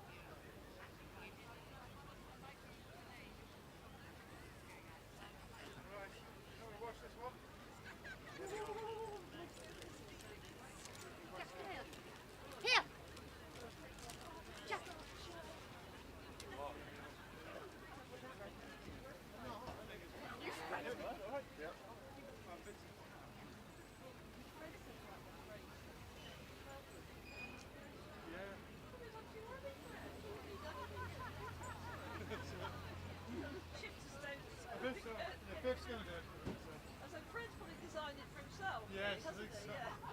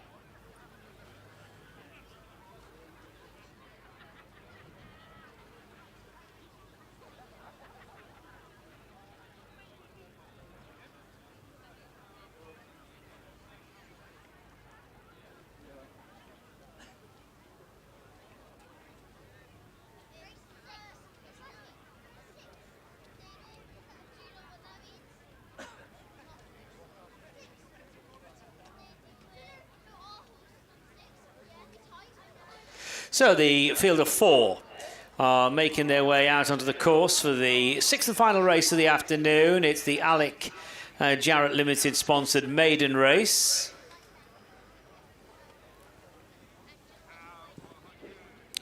And the first one out is Hold Me Tight in the 2 shades of blue, dark and light blue hoops. Robert Hawker takes the ride aboard number 6, Hold Me Tight, in the red with the yellow cap, Urban Grit, and Izzy Marshall. Followed by number 1, Bellamy's Boy, Royal Blue, Yellow Diamond, Red Cap, and Fair to Dream in the black with the white stars. That's number 4, Fair to Dream. So that's the field of 4 out on the course, racing for the Dick Horton Memorial Challenge Cup and Mementos. And this is our final race of the day, the Alec Jarrett Limited sponsored maiden race.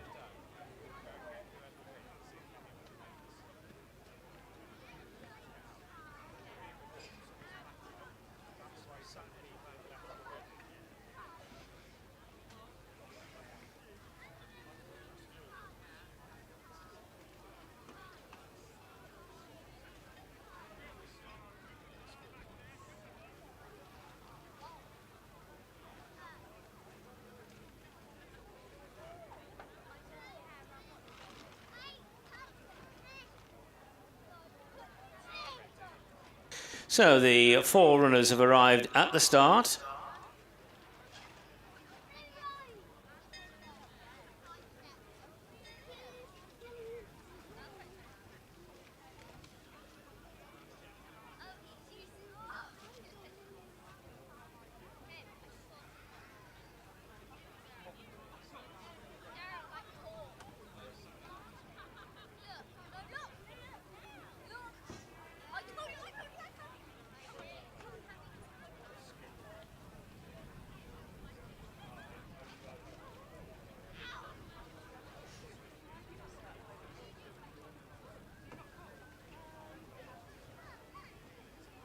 So just quickly before they start, announce the best turned out. It's number 4, Fair to Dream, judged by a fantastic judge, Rupert Sturgis.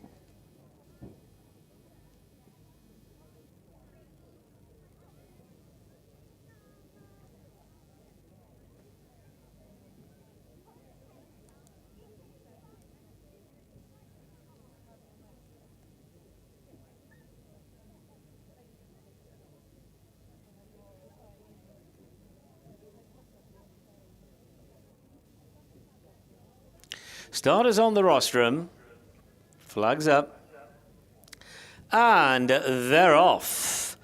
4 runners sent on their way with Bellamy's Boy giving them start in this, the Alec Jarrett Limited maiden race, and it is Hold Me Tight, the first to show from Dare to Dream Urban Grit. Bellamy's Boy, a long last jump in the first fence.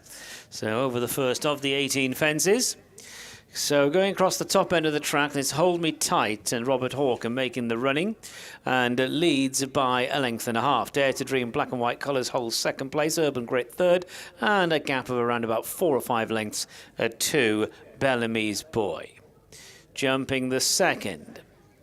So it is Hold Me Tight is on the inside. Hold Me Tight, Dare to Dream to the outer, Urban Grit a length and a half away, and 4 lengths to Bellamy's Boy.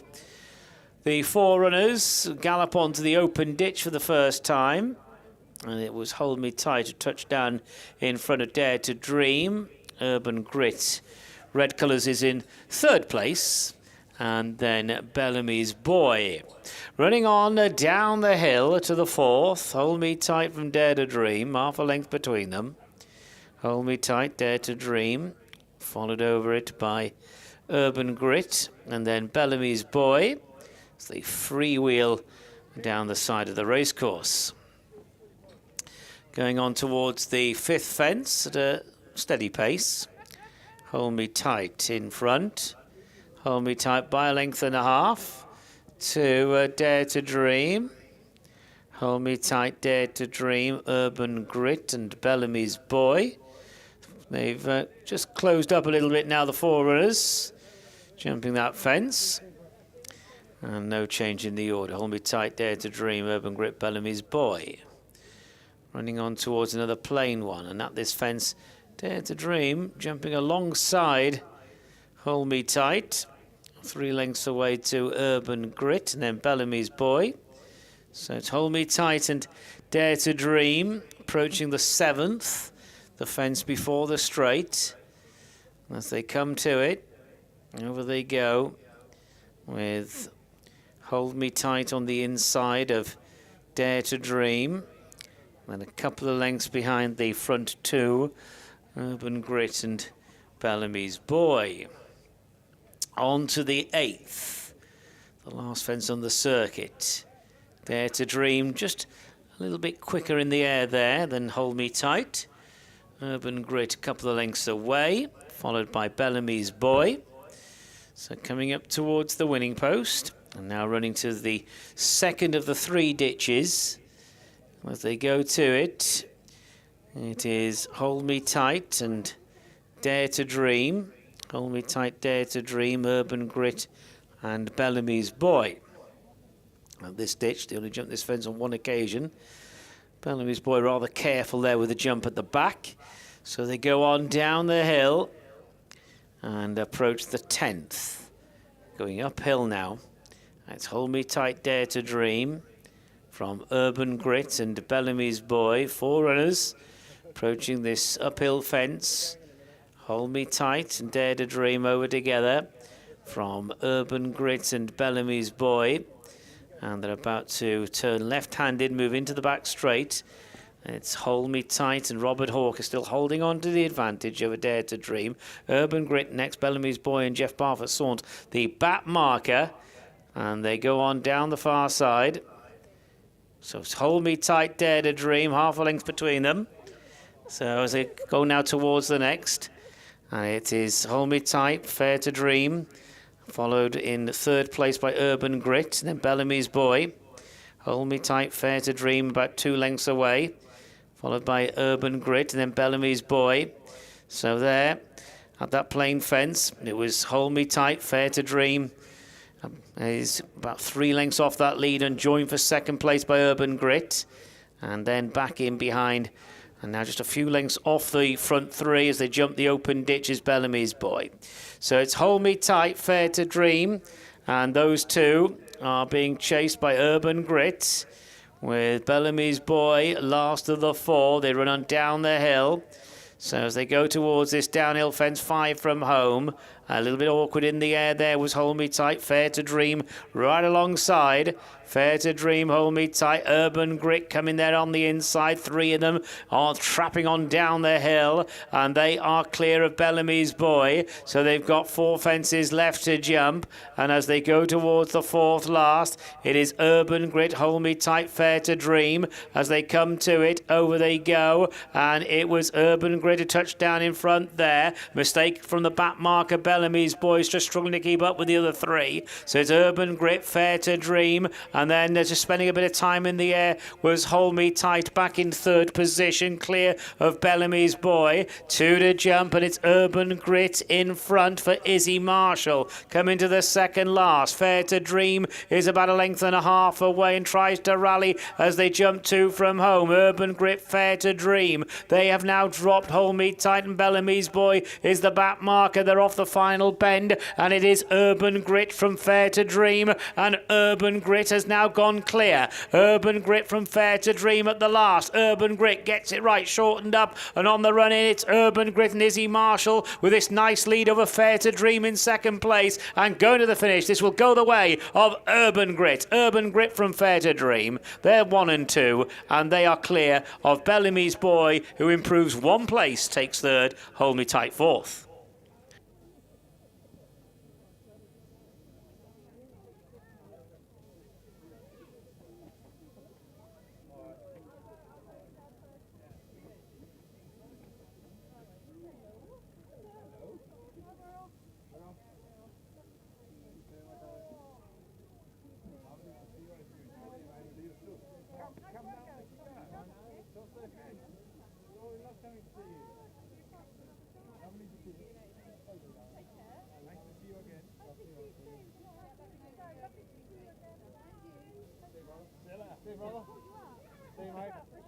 Tell Dad to buy you goldfish tomorrow. See you guys, see you guys. Bye guys.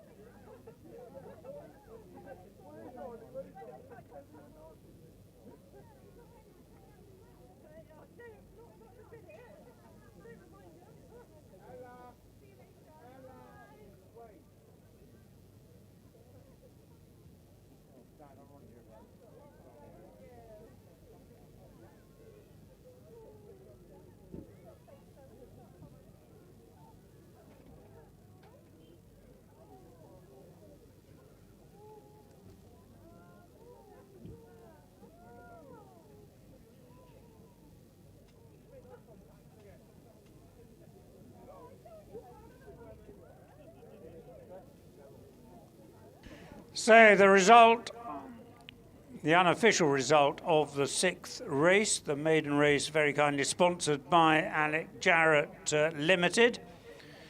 The winner was number 11, Urban Grit. Second was number 4, Fair to Dream. Third was number 1, Bellamy's Boy. And the 4th horse was number 6, Hold Me Tight. The distances were 8 lengths and 8 lengths, and the time the winning horse was 6 minutes 11.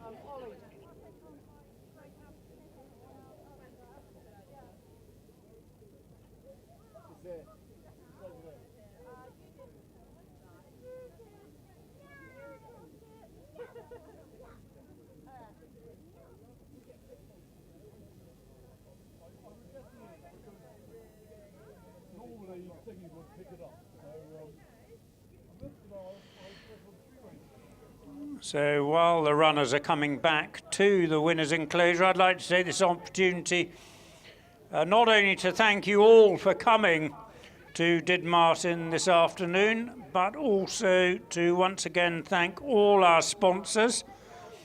I can't go through them all individually, but thank you very much to all of them. And I hope you have a good journey home. The final message I will be sending out is the Wade In, and look forward to seeing you next year. As ever, the Beaufort Hunt races are on the first Saturday in March.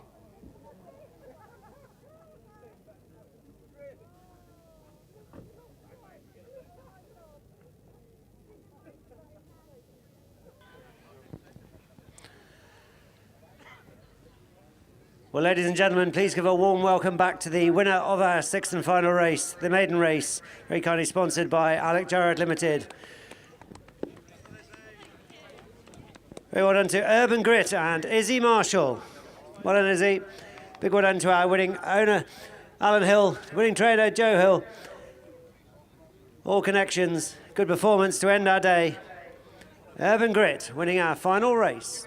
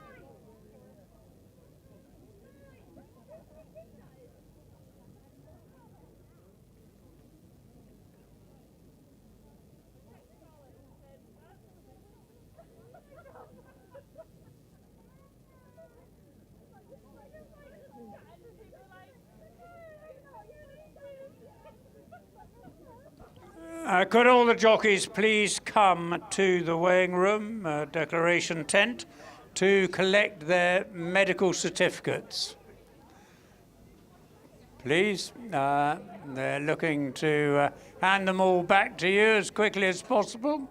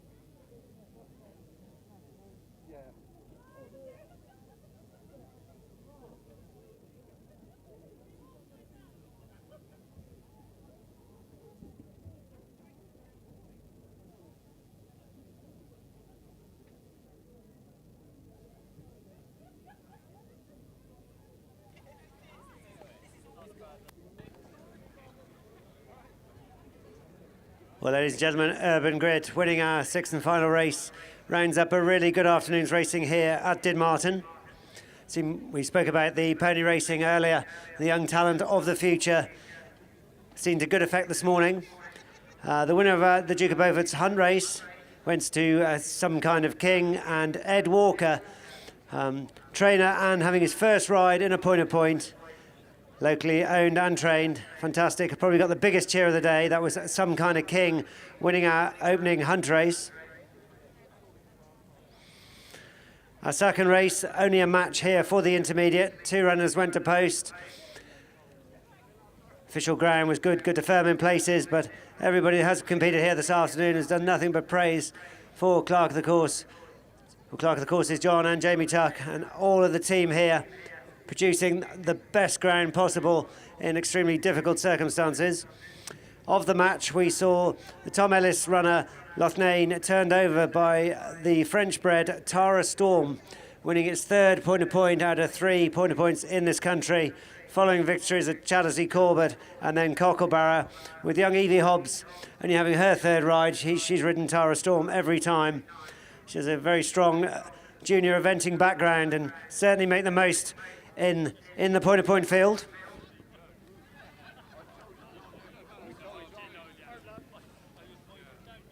Our third race, Gina Andrews didn't go home empty-handed from DIDMARTON this afternoon. General Arrow been a very impressive winner of our mixed open race.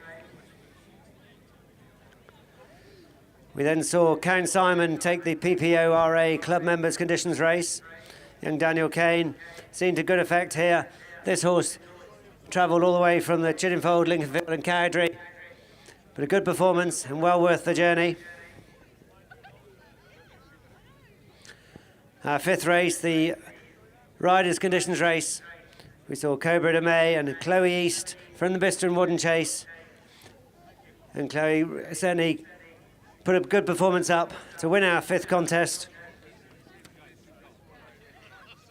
Then we've seen Urban Grit win our sixth race, their maiden race. Another good performance. Izzy Marshall seen to good effect on the Alan Hill owned and trained Urban Grit. Well, I hope you've all enjoyed the action here at DIDMARTON this afternoon. Thank you for supporting this most wonderful point of the Duke of Beaufort. Once again, a large crowd. I think all the trade stands have been doing a terrific trade all afternoon. The dog show, I don't think, has been ever supported by so many people as this morning. As previously mentioned, all 3 pony races had maximum runners. Thank you for all people that ran their horses here and their ponies here at DIDMARTON. Thank you for all of you attending, and I hope you all have an easy and safe journey home and a good evening. Wade in.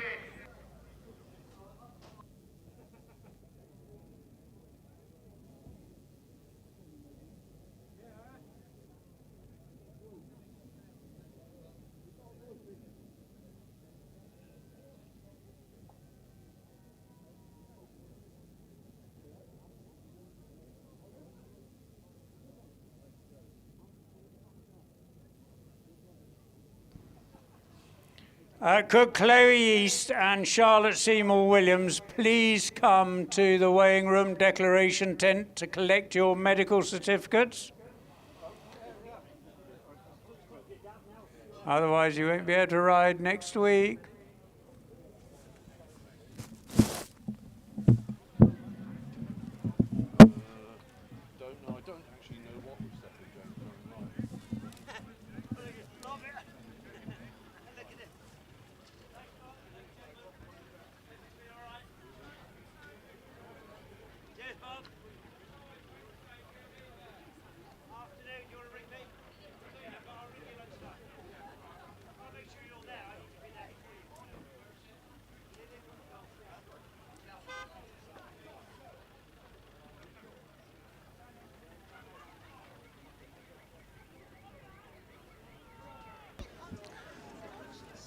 Ladies and gentlemen, we now come to the prize giving of the 6th race. This is the maiden race that is wonderfully sponsored by Stuart Jarrett of Alec Jarrett Limited. And the winning horse is Urban Grit, ably piloted by Izzy Marshall.